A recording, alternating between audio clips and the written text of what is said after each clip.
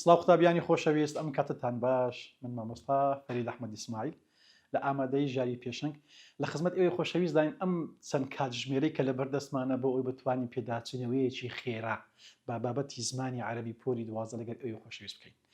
لەبیر نەکەن هەڵەش نەکەن پێداچوونەوەیەکی خێرایە ئێمە مەرز نییە تەفاسیلی بابەتەکان یعنی بچین ناو تەفاسیلەکان ورد و درشتی مۆزوعەکان باسکەین بەڵام پێداچنەوەیەکی خێرایە و بیرهێنانەوەیەکە لە بۆ قوتابیانی عەزیز لێ لەگەرما بن ئەم 2 سعاتە لۆی بە هیوای ئەوەی کە بتوانین پەیامەکە بە جوانی بگەینین لۆیە خەتسەریع شتەکان دەڕۆین وەکو پێداچنەوەی ناوەکە لە خۆیتی باشە گلیمان لێمەکەن دواتر ئێمە لە بابەتە بەلاغەکان دەست پێ دەکەم مەوزوع یەکەمان تەشبیهمان هەیە تەشبیه لێک چواندنەوە نییە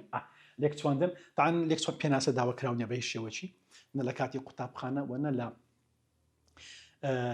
نە لە وزاریش بەڵام خودی زانستەکە گرنگە بابەتەکە گرنگە کەواتە کاتێک ئێستا درێم زەیدون کە ئەسەدی فی شجاعەتی زەید وەکو شێر وایە لە ئازاتی دیارەوە نیە ئێمە زەیدمان چواندیە بە شێرەکە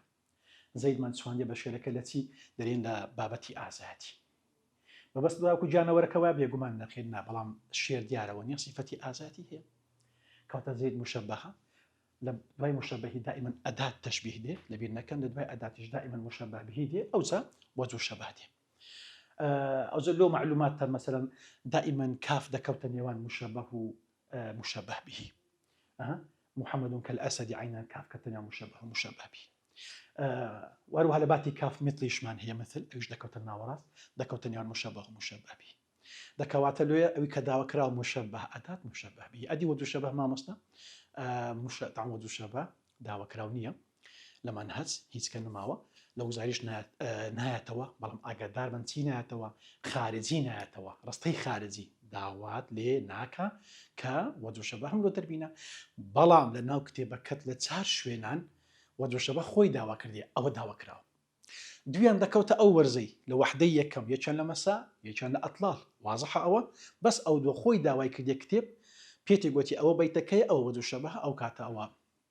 داوا كراو بلام لغيري إناو كتاب ودو شبه داوا كراو كاتا أوي جرينكا مشبه أداة مشبه به أو رزبندي تشبيهية باشا أوزا كاف دكوت الناوراس مثل دكوت الناوراس بلام أقدار با تنها أمرازي كأن نبيها كأن هر كاتقرست كأن نديت كأن أداة تشبيه زور باشا يكسر وشي دواء يخوي مشبهة دواء مشبه به تنها لكأن رزبندك تيكتي يعني كأن ديت سرتا ديت مشبهي وهروها مشبه جسدي أو كي كواتا بس أو جي غورشي في ذكري أكنا تشبيه كمان وجوهيتي أوي كوا جرينج اللي كنا أركان كاري تشبيه تسمان هي تسارمان هي باشا تسار بيامان هي لبو تشبيه وروها أدوات تشبيه كاف مانيها أكدار بن كاف بنوسين أو هذا نسري قرأتنا كان وكوبيت أو هذا نسري بلان برانوسيش أو هذا نسري باشا كأن مان هي ومثليش مان هي وروها ما مستا ذكري من تشبيهم وذو شبهيت دا نبي العلم كالنور زانزو كتسراواي وذو شبه منية وذو شبه منية كما تأسايا وذو شبه نبي الجهل كالظلام نزانو كتاريكاي وايا إحزور أسايا وهروها ما مستا أدي ذكري من لرستا أداة النبي أداة بري ذكري أداة النبي العلم نور الجهل ظلام كواتا ذكري أداتي شم نبيتن وأوش لبو بهزبوني ما ناي رستي أو كاتا واضحة قطابيان خوشويست بالي أما تشبيه بخيراي وذكري نمونية دون نمونيش حالكي مثلا بو نمونية لوزاري هاتو دري أركان التشبيه تسن بيمان هي التشبيه 3 4 5 6 وأركان درين 4 ياخذ تمن دري في عبارة الطفلة كالوردة في جمالها الطفلة كالوردة ديارت من دارك وكقول وايا لزواني دري المشبه كوبي دوزموا لو حالتي قتابي خوشويست دكا تبكى باشا لو بأسانترين شي وحليكا يكسر ورا أداتي بدوزن كأداة أو تكاف بيش أداتي مشبهة دواي أداتي مشبه بهي دكواتا يكسر أو مشبه ديتوا مشبه بيش ديتوا بزن داويست دكا مشبه دكواتا شهر راس مشبه الطفلة واضحة أو يعني مثلا بون مدري المظلم كالمصباح المحترق تاريكاي وكو غلوبوايا عفوا تاريكاي وكو فانوسشي سوتاوايا كواتا مظلم مشبهه كاف اداتك يا دواي كافي مشبه به او تيجي مشبه به دوي دكاتا كا مشبه به او اداه دواي نص مصباح كمصباح او تسيتوا ئیدی بەو شێوەی پرسیارەکان زۆرە ئەمەدامان ناوێت لە مەرزەمەکەی خۆمان هەم پرسیارەکانی وزاری تێدایە داوە چەند نمونەیەکە حلمان کرد توش دەتوانی بسی پرسیارەکان هەر هەمووی حلکە بڕۆ هەمووی حلکە ئەهەن دەبینی سوودی زۆر وەردەگری فکری تێدایە شتی معقولی تێدایە واضحە تقریبا بە نزیکەی ژمارە پرسیارەکانە 29 پرسیاری وزاریمان هەیە بابێن ئەو زارەتیمان هەیە طیباقمان هەیە طیباق یاڵە قوتابیانی خۆشەویست طبعاً طیباق یعنی دژیەک دووشە لەواتە دژن دووشە لەواتە دژن ئەو طیباق دوو زۆرمان هەیە طیباقی ئیجابمان هەیە طیباقی سەلبمان هەیە باشە طیباقی ئیجاب چییە ئەوەیە دووشە لەواتە دژن بەپێ بوونی هیچ ئامرازێکی نەرێ باشە مثلا بۆ نمونە کەبیر و سەغیر هەر کاتێک دوو شەریت ئەو حالە لەناو کەوانە ئەو جارێ پیتە چواو لە نێوانیانە جاروێ خەتێک ئەو هەلە نێوانیانە زۆر ئاساییە کەبیر گەورەیە سەغیر بچووکە کاتەوە دژیەکەنەوە طیباقی پێدەگوترێ باشە طیباقی پێدەگوترێ ئەعەز و ئەذەلمان هەیە ئەعەز سەربەرزە ئەذەل سەرشۆڕە کاتەوە دەڕووی واتە دژن وانە يعلمون يجهلونمان هەیە يعلمون دەزانن يجهلون نازانن کەواتەوە دەڕووی واتە دژن وانە يعيشون يموتون يعيشون دەژین يموتون دەمرن دەکەواتەوە لەواتە ئەوانە دژن دەکاتەوە طیباقە وەکام زۆری طیباقان دەرین ئەو بێگومان طیباقی ئیجابیشە ئەوە طیباقی چییە طیباقی ئیجابیشە ئیدی نمونەمان هەیە قال تعالى وما يستوي الأعمى والبصير خوای گەورە دەفەرمێ کۆرە و چاوساغ نابنە یەک ئاما کۆرەیە بەسیر چاوساغە کەواتەوە طیباقە هاتووە لە وزاری بەری ئەمە هاتۆش لە وزاری ئاگادار بن إن الليل والنهار من آيات الله خوا فەرمێ شەو ڕۆژ لە بەڵگە و نیشانی بوونی خوای گەورەیە الليل دیارە شەوە نهارش دیارە ئەوە ڕۆژەوە نییە کەواتەوە دژن ئیدی بەو شێوەی ئەوە زۆر یەکەم طیباقمان هەیە طیباقی ئیجاب ئەو جارە چمان هەیە طیباقی سەلبمان هەیە طیباقی سەلب کووە مامۆستا قوتابیانی خۆشەویست طیباقی سەلب ئەوەی ئەتو دوو شت هەیە لە شکلە هەردوو وەکو یەکوان لە شکل بەڵام یەکیان ئامرازی نەرەی لە پێشە وەکو چی مەسەلەن بۆ نمونە مامۆستا دەرێ مەسەلەن يظلم ستەم دەکا لا يظلم يظلم و يظلم لە شکل وەکو یەکوان بەڵام بوونی ئامرازی لا لە پێشی ئاگادار بەها لە منهەجەکەی ئێمە بەس لامان هەیە بەڵێ بەس ئامرازی لا کەواتە يظلم لا يظلم يظلم ستەم دەکە ئەدی لا يظلم کەواتە ستەم ناکە بەبوونی ئامرازی لا کەواتە من واتاکەم کردە نەرێ ئەمە طیباقە بەڵام کام زۆری طیباقە دەرێین ئەمە طیباقی سەلبە سەلب معنای چیە مامۆستا سەلب واتە نەرێ واتە بەهۆی بوونی ئامرازێکی نەرێ ئەمن طیباقم دروست کرد واضحە ئەوە ئیدی نمونەیت کەمان هەیە بەرێ مەسەن بۆ نمونە يعلمون لا يعلمون وشەکان بێک دەچن بەڵام ئامرازی نەرێم هەیە لە کەواتەوە طیباقەوە نیە يعلمون دەزانن لا يعلمون واتە نازانن دەکەواتەمە چی ئەمە طیباقە کام زۆری طیباقە دەرێن ئەمە طیباقی سەلبە بەڵام پرسیار مامۆستا لە وزاری یاخود لە ئیمتحانەکانی وەرز داوا کراوە برێ ئایا زۆری طیباقەکە تاعن تا ئێستاکە نزیکەی 29 پرسیار لەوانەیە 28 پرسیاری وزاریمان هەبی بەو شێوەی زۆرن ڕێژەکە ئەگەر سەهو نەبم یەک پرسیارمان نییە داوای زۆری طیباقی کردبێ ئایا ئیجابە یان سەلبە هەردووچی هاتەوە بەڵام عنوانی گشتیمان لێ داوا دەکە ئایا طیباقە یان نەخلاص بەس طیباق واضحە قوتابیانی خۆشەویست یاڵا بۆ نمونە نمونەیت کەمان هەیە مەسەن اعلموا لا تعلموا اعلموا بزانن ئەدی لا تعلموا مەزانن کەواتەوە لە ڕووی واتەوە دەبنە دش بەڵێ خوا فەرمێ قل هل يستوي الذين يعلمون والذين لا يعلمون آخر آية أواني كوا دزانن وكو أواني كوا نازانن هل يستوي يكسان بيقومان أو كسي دزان أو كسي نازان خندوار ونخندوار باوردار وبي باوريك دوشتن زور جواز نابنيك كواتها يعلمون لا يعلمون خواهي قرد فرمي لا تقل ولا تقل لهما أف ولا تنهرهما وقل لهما قولا كريما قطاب يعني خوشويست لا تقل نهي ديارة ونيا قل پیامبرێ کاتەمە چییە ئەمە طیباقی سەلبە بەڵێ ئیدی نمونەمان زۆرە پرسیاری وزاریمان هەیە و پرسیارەکانی وزاری ئەتوانی لە خۆی استفادەی لێ بکەی پرسیوی معقولی تێدایە فکری تێدایە ئەتوانی لە خۆت سوودی لێوەگری مەسەلەن دەرێ فی کەلیمەت قوتابیانی خۆشەویست تەماشای شێوەی طیباقیکەن شێوەی طیباق و دێتەوە کەوانە دووشە لە بۆ دەردەینی ئەم خەتە چی نێوانیانە یان خەتەک یان پیتی وا دەکەوتە نێوانیان ئەوە تیباق بەگشتی ئەو حالەیە وشەکەت لە بۆ دەردەینی جاری واشەیە بەیتەکەت داتێ بە خۆت لە بەیتەکە دەی بزانی کەەوە دژن مقبل ئەو کەسەیە دێ ڕووی لە منە مدبر ئەو کەسەیە دەڕۆ پشتی لە منە کاتە یەک دێ ڕووی لە تووە یەک دەڕۆ پشتی لە تووە ئەوە نامنە تیباق با تیباق خوا فەرم عفوا درم خوا دەفەرمی ببورن شاعر دەرێتە عش عزيزا أو مت وأنت كريم دەرێ بين كلمتي أو هاتزاوی لە بۆ دەردەینی لە نێوان ئەو دوو شەیە عیش لەگەر مت یارە عیش یعنی بژی ئەدی مت یعنی بمرە دیارە و بژی بمرە ئەوە لە واتاوە هەن دەبینی دووشە هەن دەبینی خەتەک لە نێوانیاندا هەیە ئەوە زیاتر شێوەی تباق بەو شێوە دێتەوە دەرێم ئەوە تیباقە یان بین كلمتي جاروێ خۆی و دەردەینی دەرێ لە نێوان ئەم دوو شەیە ئەحبب لەگەر ئابغیض ئەحبیب خۆشت بوێ ئەبغیض ڕقت لێ بتەوە کەواتەوە تیباقە ئیدی بەو شێوەی بڕۆ دوێ پرسیارمان هەیە ئوکتم الأمرین فقرا وغینا شاعر دەرێت دووشت هەیە لە ژانی خۆتدا بیشارەوە هەژاری و دەوڵەمەندی فقر دیارەوە فەقیری هەژاریە غینا دەوڵەمەندیە کەواتە لەو بەیتە في الشطر الأول فێر بە گوتی شطر الأول نیوەدێری یەکەمە گوتی شطر الثاني ئەوە نیوەدێری دووەمە یان پێدرێ في صدر البيت واتە نیوەی یەکەم في عجز البيت نیوەی دووەم دەرێ شطر الأول کەواتە نیوەی یەکەمە دەرێت چیمان هەیە تیباق مقابلە جناس ئەهەن دیارە فەقر هەژاریە غینە دەوڵەمەندیە کاتە ئەو تیباق ئیدی بڕۆ دوێ ئەمە شێوەکانی تیباق ئابە و شێوەی و پرسیارمان زۆرە هەن دەبینی ئیدی هەموو پرسیارەکانی وزاری لێکوانە ئەوی کە هاتەوە هەر هەمووی بەردەستە ئەهان دەبینی نزیکەی ژمارە پرسیارەکانمانە 27 28 نزیکەی 27 پرسیارمان هەیە تیباق تا ئێستا کە لێ هاتەوە باشە ئەم جارە بابین چیمان هەیە مقابلەمان هەیە مامۆستا مقابلە چییە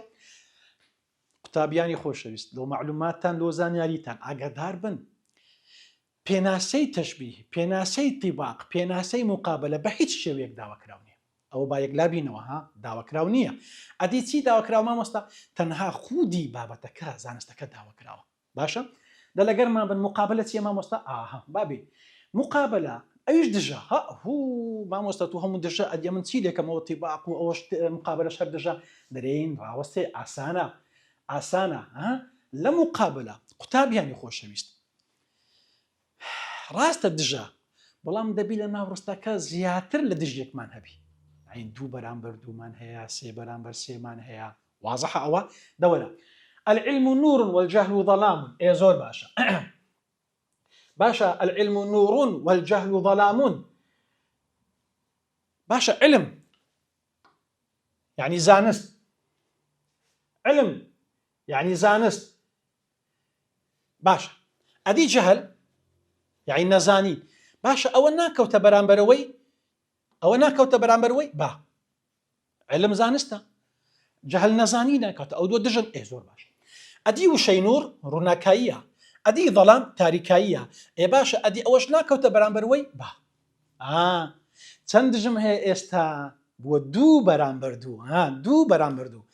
قوتابیانی خۆشەویست لە مقابلەی دوو تێبینی زۆر گرنگ هەیە یەک دائما ئاگادار بن دەبی یەکەم و سێیەم دژ بن لەبیر نەکەن دووەم و چارەم دەبی دژ بن ئەوە زۆر گرنگە ئەوە یەک دوو لە نێوان ئەو دووشەیە لەگە ئەو دووشەیە دەبی پیتی واوم هەبی بەڵام نابی لێرە هەمبی ئەگەدار بە نابی لێرە هەمبی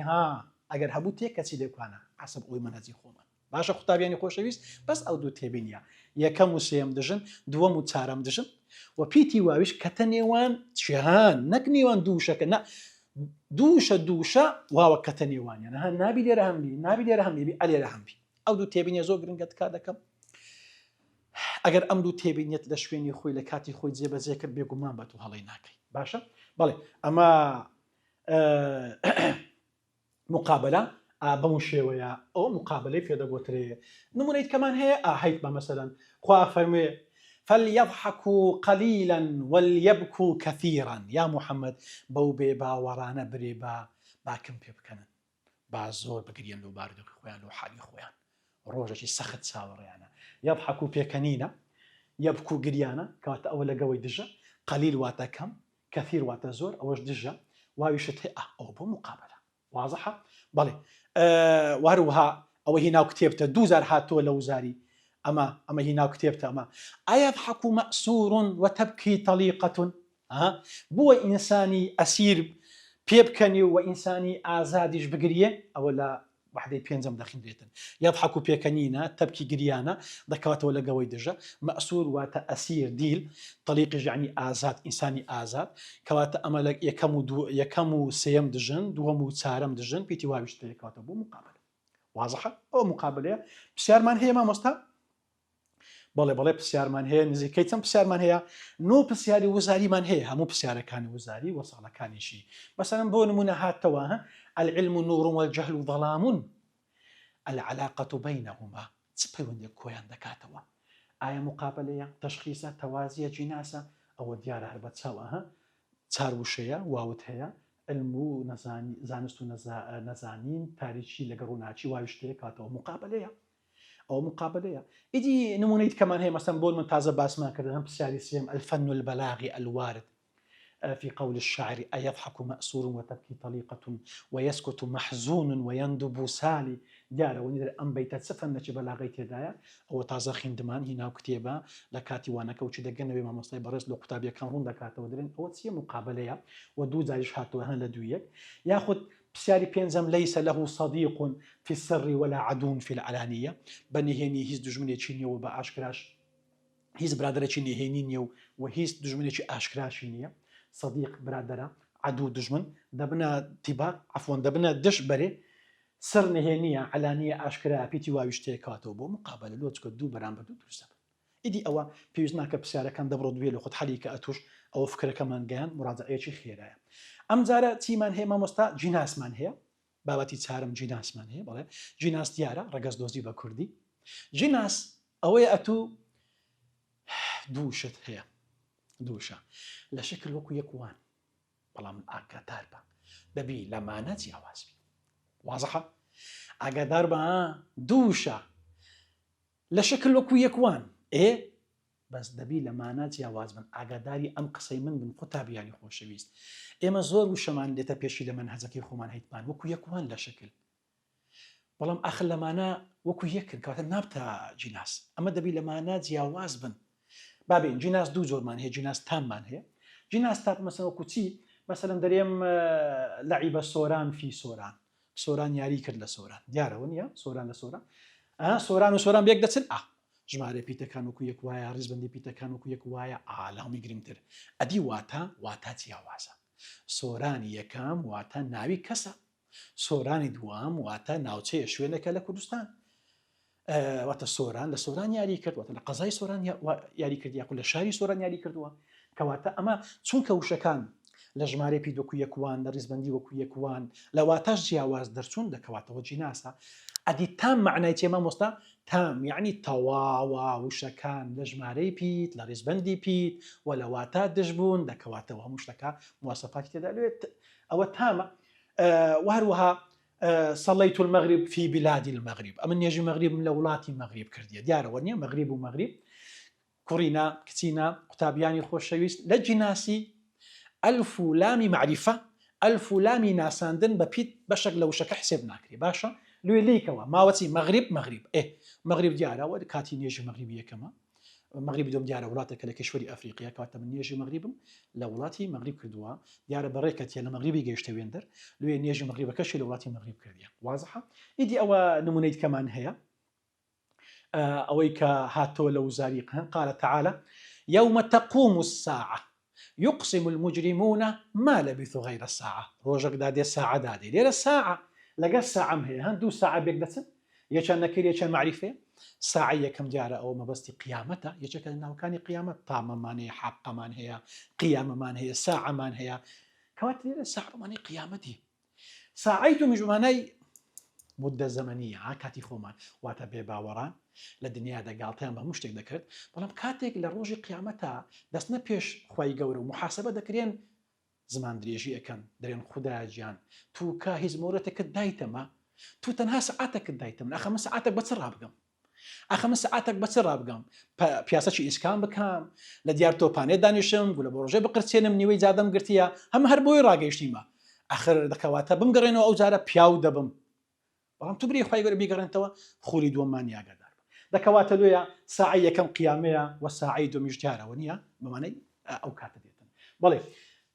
وأو نمونەشمانە هی ناو کتێبە یا فؤادی لا تسل أين الهوى كان سرحا من خيال فهوى دیارەوە نیە یا فؤادی هۆ دڵە سوتاوە کەم جارش کە پرسیار مەکە دەربارەی ئەم خۆشەویستە چونکە کۆشکێک بوو لە خەیاڵ ڕووخا وشەی هەوا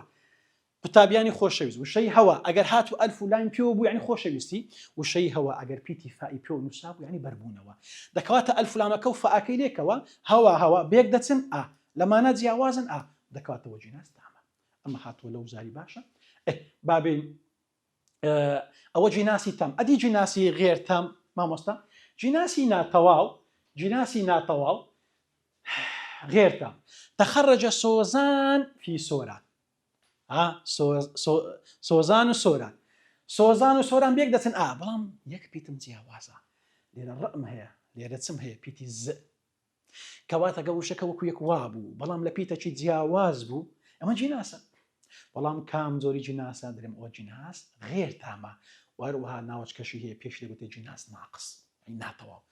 بەس مامۆستا لە وزاری پێم دەرێ جیناسی تامیان جیناسی غێرتام یاخود لە وەرز کە مامۆستا دەینتەوە نەخێن لە وزاری داوای نەکردیا ئێمەش پێویستەکو مامۆستا لە پۆلی 12 بە هەمان شێوە لە شێوەی وزاری بە قوتابیەکان بینەوە داوایان لێ نەکەین جیناسەکە تامە یان غێرتامە بەڵکو هەردووچی هاتۆ لە وزاری تەنها عنوانی دەوێت عنوانی گشتی جیناسی دەوێت بەڵام جیناسی تام و غێرتام ئەوە لۆتوتەی بیزانی باشە مثلا هەیتمان دەرێن ڕأیت یونس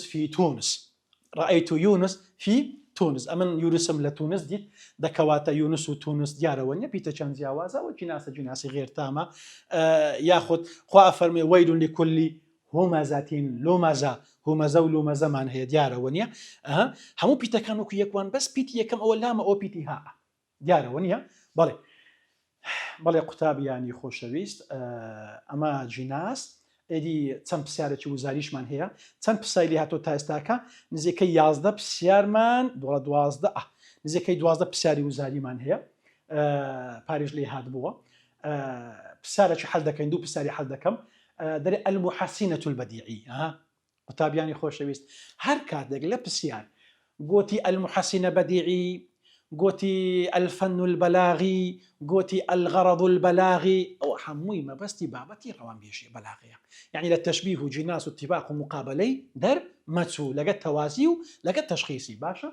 دري محسنة بديعي ما بين كلمة أخذ بين كلمتي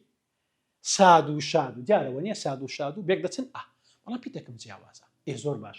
باشا أو تسية تجسيم طباق مقابلة جناس بيقومان دري مو جناسة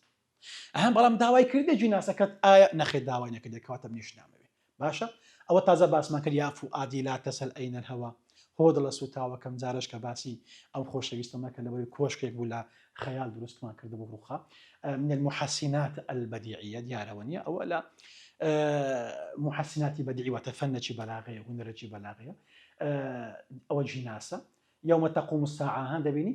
يقسم المجرمون ما لبثوا غير ساعة وساعة بخوي لبسالة كذا محسنة بديعي ما بين ساعة وساعة من هي أو جناسة كواتا هروها لكتابي هيتمان قد كان وجهك في الضحى مثل الضحى هذا بيني ياخذ عفوا مثل الضحى متهللا ضحى هندري المحسنة بديعية زانسة شي جوان كريما هي لنيوان وشي ضحى كواتا متسية أمدرين جناسة باشا واروا وشي أسباب من هي دبيني أو هنا كتاب أوانا كواتا مرزنية أتولى جناسي إلا بري محسنة بديعي برسيان من لو زاد الفن البلاغي أساي أنا بلاغن بيجنا كما قرصي كين كأكورة أو محسنة بديعية أو محسنة معنوية أو زي قتابيان أو لقليدة بتود أو حموي جانا سرنا بالقتابي أصلا دعوانا كراوة إما لو بارجرايندوس كلو قتابي قوتي محسنة بديعي هرتوا قوتي فني بلاغي أو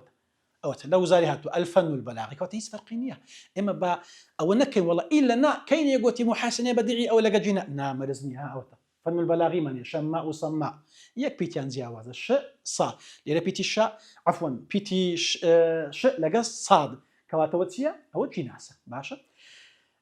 بابروين أو زارتي من هي توازي من هي بابتي بينزم توازي تيما مستا توازي أو يكواتو دورستي دكونا برامبريك وشكان دكونا برامبريك واروا بيتي كوتايشان دبي وكو يكوابي مثلا وكو تيما مستا بابين وكو تيما مستا مثلا سلمى بماذا تفكرين سلمى بماذا تحلمين ده بابين يلا بابي أما أورستيم هي سلمى بماذا تفكرين؟ سلمى بماذا تحلمين؟ سلمى ناكوت برامبر سلمى با بماذا ناكوت برامبر بماذا با تفكرين ناكوت برامبر تحلمين با وش كان دكونا برامبر يك بلام أقدر با مرزنية وش كان إلا دبي وش يكبي نا أول يرى بقدر يخواي وش يقولتني وش كان بيك دتسن أجنا جرين وش كان كونا برامبر يك شرنية بيك بتسن ئەوە یەک زۆر گرنگە وشەکان دەکەونە بەرامبەر یەک لە هەمووی گرنگتر ئەوەیە پیتی کۆتایی لە تەوازی دەبی وچی یەک وابی ئەو پیتە چی پێ دەگوترێ مامۆستا ئەوە پێ دەگوترێ ڕەوی مامۆستا ڕەوی چییە بە کوردیانی کێش و سەروە لە شێعر وەیان ئاگادار بە لە وزاری هاتەوە زارەچیان ئەگەر بەیتەکمان هەبوو پیتی کۆتایی هەموو وەکو یەک وابوو ئەمە چی پێ دەگوترێ الروي وهروها بيشي دقوتري التكرار الصوتي تكراري صوتي بي دقوتري باشا واتنا دنك دوباره بويتوا دي بقى دنك دوباره بويتوا ام دي هرديا بس لتوازي رؤدا لويتو حركاتك توازي تبو يكسر بزانا او ايقاع موسيقيه باشا او تي او ايقاع موسيقيه مثلا هيتبان ازهاره لا تذبل ونجومه لا تأفل أزهاره دكوت برامبر نجومه لا تذبل لا تأفل لا برامبر لا تذبل برامبر تأفل بيتي كوتاي لا ما بيتي كوتاي لا ما كواتب بيتا كان يشوكو يكوا دكوات ماتسية متوازية كتاب يعني خوش شويست ماشي أم ديرش حال دكين بس يا أخي في الشرق في كل سكن عاتو لوزاري هذا بيني أما يا بقى حال كين بله باوش بحلكين يا أخي في الشرق في كل سكن يا أخي في الأرض في كل وطن تمشى أم بارتيا دكوت برامبر أم بارتيا ويا بله أدي في كل سكن أوش دكوت برامبر وي بيتنوني شمهي لك وتاي بيتنوني شمهي وشي خوي كوت أم كردارتي بيدا قطري التوازي واضحة خلاص أما توازية وبهموش التوكو استاكوزم تسار بسيني هاتوا لوزاري زولي نهاتوا أما يان دوزار هاتوا أما يان دوزار هاتوا توا أما يان زارك هاتوا توا وشان زارك هاتوا توا وأو بسيارش هاتوا توا كوتهم تسار بين زارك هاتوا لا تساو بسيارك عينك بلي أما توازي وهروها لبيرجنا كان إما التوكيد من هي لبولي توازنا باش ما مصنع أو شاني كوالي بو توكيد بكاردي شين درين أو يكلو توكيد بكاردي زياتر أم بابتانا يك كله هذا بيني كل زائدا ضمير باشا كل زائدا ضمير كله كلها دبيني كلهم دبيني كلهن حركاتك كل ديت لقى ضميري يكسر دريم اول شيء دريم او لبو توكيد بكاردي او بدري بسارك دري دلاليتي يعني واتايتي دريم واتاي توكيد بالي وهرو هاتسمان هي انما هي ان وانش مان هي اوش لبو توكيد بكاردي ان العلم نور علمت ان الاتحاد لقوة مثلا كواتا إنما هي إنه أنج لبو التوكيد بكاردي وهروها قد من هي قد لقى فعل الماضي لبو التوكيد بكاردي أو سي أمر زمان هي ويازده برسياري وزاريش من هي لسر أو سي بابتا قد بارلي هاتوا بلام إنه أن لقى كل زوري هاتوا نزكي ده برسيار من هي أسانا هل يك حركة شيء كله قد الديد لقى إن قوتي دلالان سي واتان سي ديم توكيدا يعني قوتي ماذا تفيد واتا سودي سلاجيني ديم توكيد داجيني هر أو باشا وهروها لبيريش نكين قطاب يعني خوشويست لبيريش نكين اما تيبينيك من هي او هم قطابك بيوست بيزانا بيرتان بير بوا اما شعر من هي نيوديري كم نيوديري دوم نيوديري كم بيدا قلت صدر البيت وهروها نيوديون بيدا قلت عز البيت وهروها بيش دا قلت الشطر الاول نيويه كم وهروها الشطر الثاني واتا نيوي دوم كواتا اما دبيني اما انا يكون تبيني قلبي قطعي بزاني مثلا كاتك بسيار بيدري في صدر البيت دي بزانم واتا ولا ما كليريا كاتك بيدري في عجز البيت ام دي بزانم ولا ما كليريا كاتك بيمدري الشطر الاول دي بيمنويه كم كاتك بيمدري برو الشطر الثاني يعني برو الشطر الثاني برو نويدوم ادي ما مسقوتي في البيت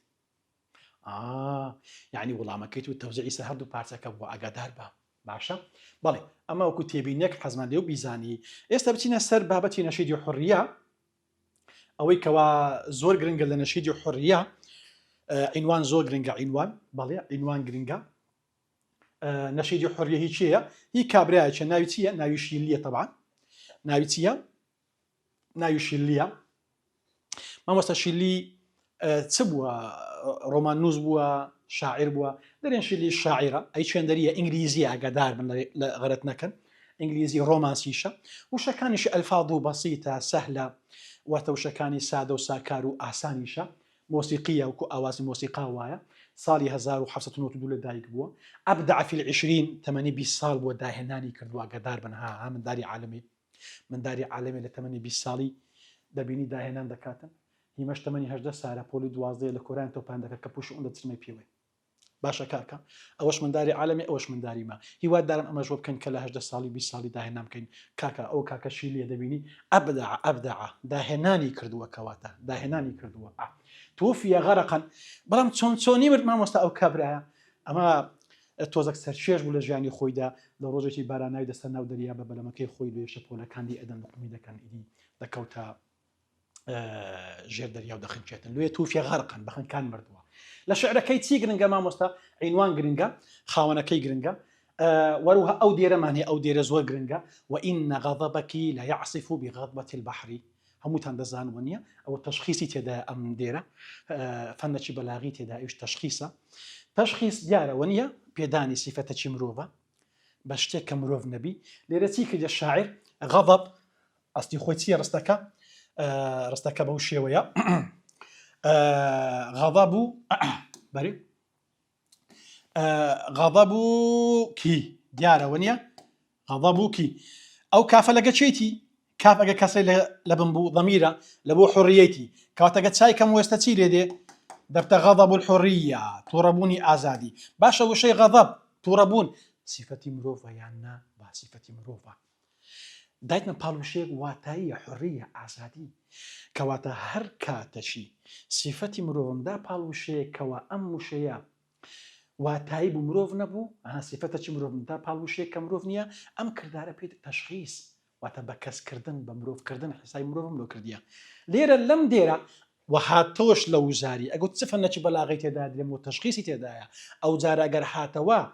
گوتی کام لەم موشانە تەشخیصە دەرێم غەضەبەکی دیارەوە نییە غەضەبەکی ئەوە تەشخیصە و هەروەها دەشتوانم برێم غەضبەت البەحریش ئەویش هەر تەشخیصە تووڕەبوونی دەریا بۆ مەگەر دەریا تووڕە دەبی نا ئەمەش عینە سیفەتی تووڕەبوونە دایتمە لە پاڵوشەیەکەوە دەریا دیارە ئەوە مرۆڤ نییە باشە بەڵێ ئەوەی کە زۆر گرنگە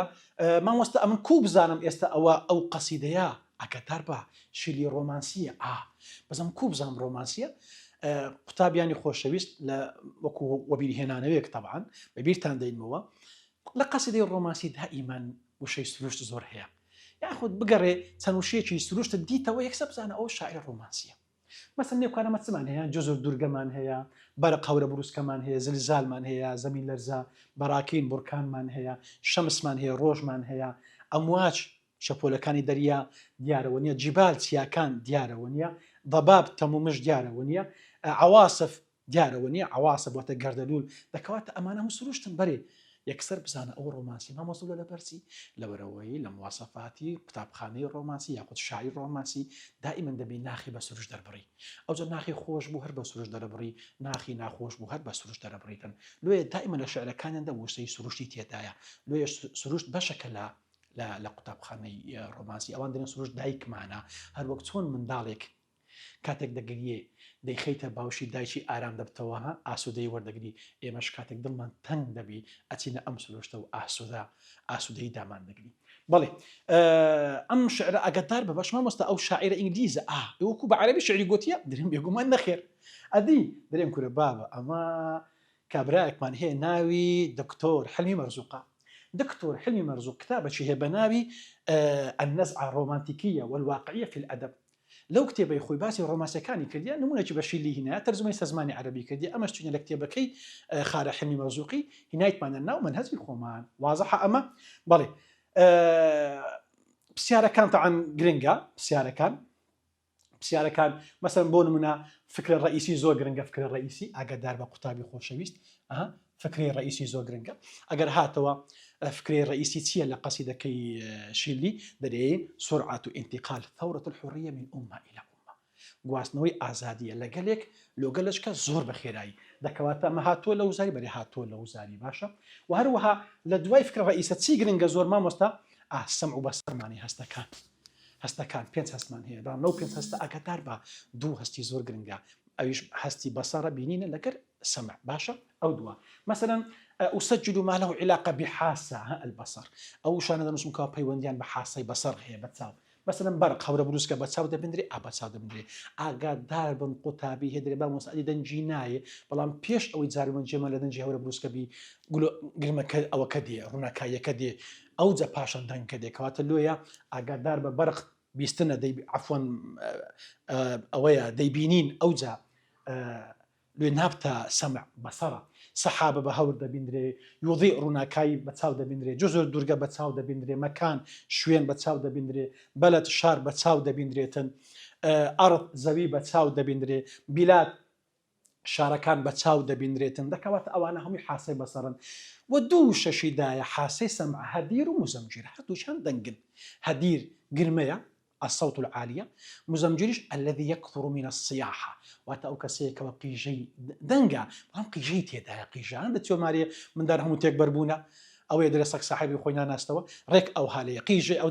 أو دقيجيني هرا لهم زكوري كذب كزني أو سيا أو مزمجرة أقدار با بلا ما تو خوانا خواس استكاد دري لوريك تاكي تقي أو قرمية أو هديرة باشا كواتا دوش من هي سمع بس أو بابتي سمع بس ليرة زور جرنجا بسياري زور من هي لوزاري پاشان بابین ئەوە تەشخیصەکەی پرسیارەکە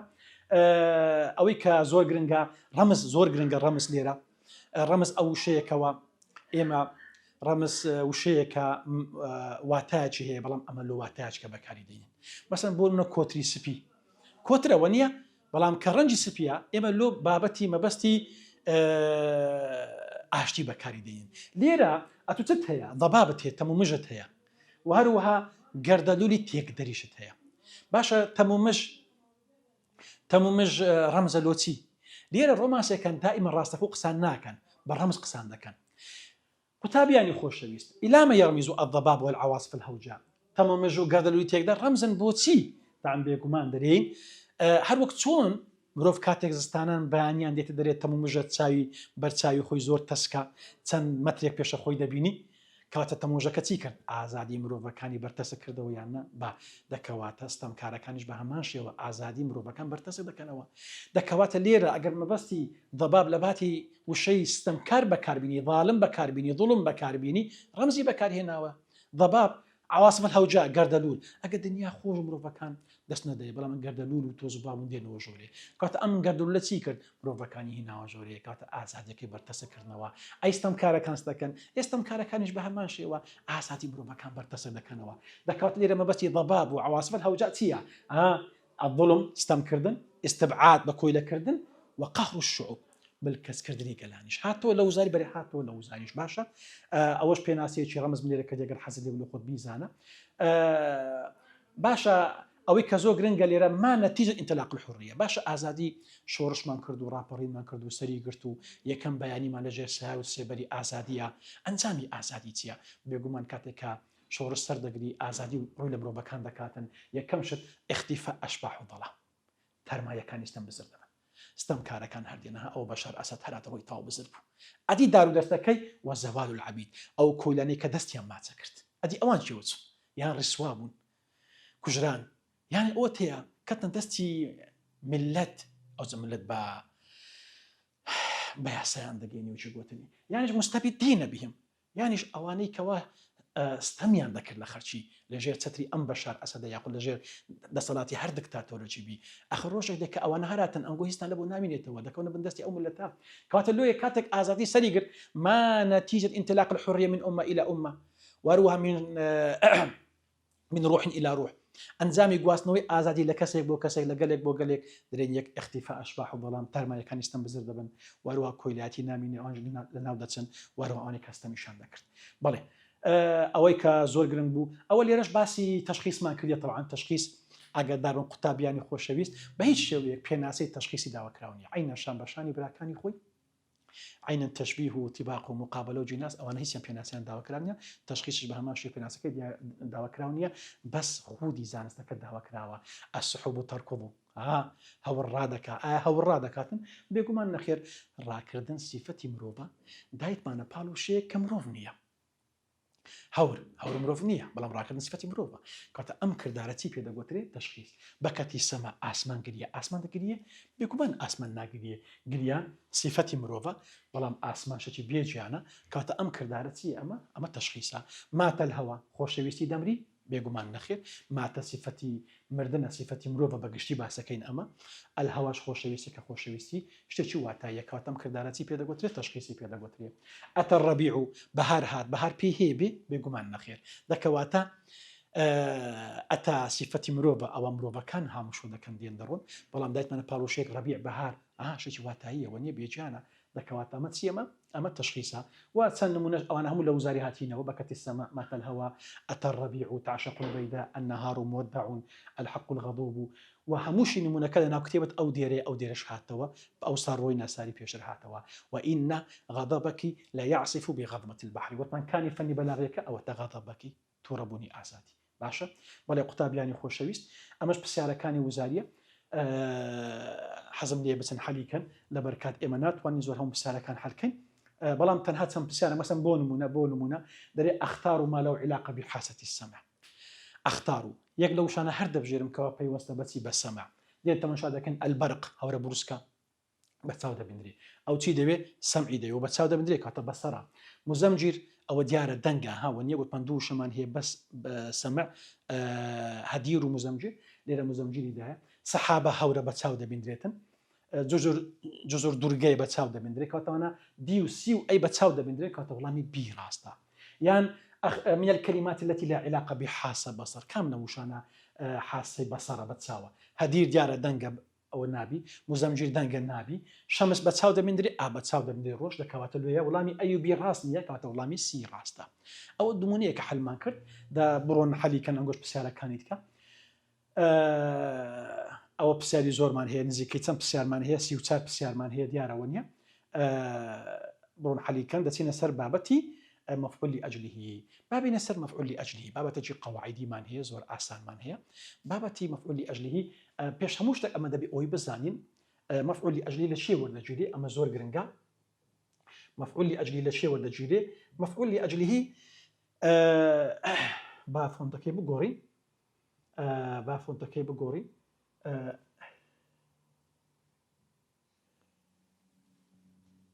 بالي أولا بۆ تێگەیشتنە طبعا بەڵێ پێش هەموو شتێک ئەمە دەی بزانین کا مەفعول لأجله ماستەر بی بەس ئەم ماستەری کوو بناسمەوە مامۆستا زۆر بە ئاسانی وەرە بەس سەرەتایەکەت پێ دەرێم ئەوە هەموو بابەتی مەصدەر نییە بەڵام دەمەوێت بە هەر کۆچی بی شتێکی بزانی ئەمن ئەگە بمەوێ ئێستا کەم مەصدەری دروستکەم یاخۆت بیدۆزمەوە بەگشتی مەصدەرەکان وان مەسەن بۆ نمونە دەرێم ضربە وەیانە ئەو فعلەوە نییە دەبتە چی مەسەلەن ضربا دەبینی مثلا شرح فعل ماضي بك مصدر دبتتي دبت شرحا مثلا ياخذ احترم ديارة ونيا احترم دبتتي دبت احتراما مثلا دبيني كواتا او مصدر يا مثلا خاف سيبيت ناوراسي الف كذا كما مصدر الف كدبتا واو او جاء الف كدو فتح له زياده كم خوفا مثلا كواتا مصدر كان بقشتي كودا الناس مو دائما نكيرا نكيرا وكوتا كشن دو فتحيه ديار ونيا كوتا كشن دو فتحيه بقشتي دو فتحيه نكيرا دو فتحه لا شكل توزك جماري بيتا كان زياوازو كم دي بلان بقشتي مصدر كان دو خالي كوكن يشان نكيريا دوشان هميان دو فتحه دو فتحان باشا كواتا استوى من الناس او فعلا او انا مصدرنا دبابين استا باب زم مفعول لأجله ديارة ونيا مثلا بونمنا قام خالد با بيناسك لبرتساو مانبي قام خالد احتراما للأستاذ وهروها خالد هستا وكوريزك لما مستاكي كالي مصدر ديارة ونيا او تانا احتراما ديارة ونيا احتراما مصدرا لنا وراسي بقشتي لنا وراسي رستدين باشا پێناسەکەی گرنگە ئەرێ وڵە پێناسەکەی زۆر گرنگە ئەوانە لە وزاری زۆر هاتەوە نزیکەی وەزم 6,000 ئەو پێناسی هاتەوە بەڵام کو هاتۆ ئێستا پێ دەرێم لێ لە پێناسەکە دەرێت چ مەفعولی ئەجلی هیچی ئاگادار بەها ئسمە دەبی ناوبی ئەوجا مەصدەرە کاتەوە مەصدەرە ئەوجا پاشان مەصدەرەکەمان دەبی چ بی دەبی قەلبیش بی قەلبی معنای چیە مامۆستا مەصدەری قەلبی معنای چیە قەلبی واتە دەبی واتایی بینای بەرجەستە بی قەلبی ئەو شانن کەوا لە قەلب بۆ دەرەچی واتە لە شعور دەرەچی هەر شتێک لە قەلب و لە شعور دەرچوو واتاییە بەرجەستە نییە احترام واتاییە یان بەرجەستەیە بە هەستەکان هەستی پێ دەکەم بە چاو دەیبینم بێگومان وشەی احترام بە چاو نابینرێ بە هەستەکان هەستی پێ ناکەم دەکەواتە واتاییە وازحە ئەوە دەکەواتە لێیە دەبی قەلبیبی ئەو مەصدەری ئەمن دەمێت کە قەلب مەصدەر دوو جۆرن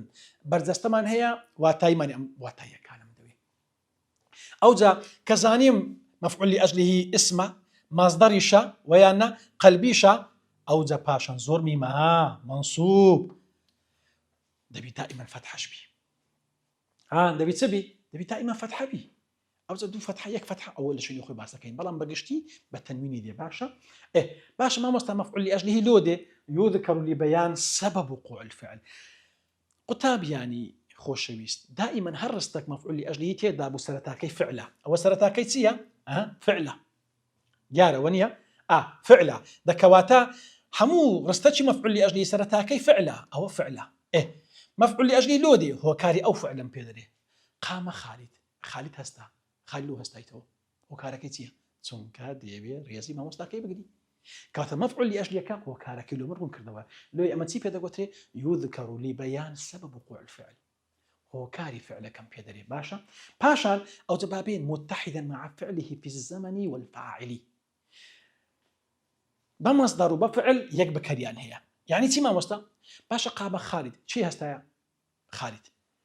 ئەی چی ڕێزی مامۆستای گرتیە هەر خالد کەواتە بە فعل و بە مەصدر بە هەردووکان دەبی یەک بەکار هەبی نابی لە ڕستە دوو بەکار هەبی ئەو بۆ متحد في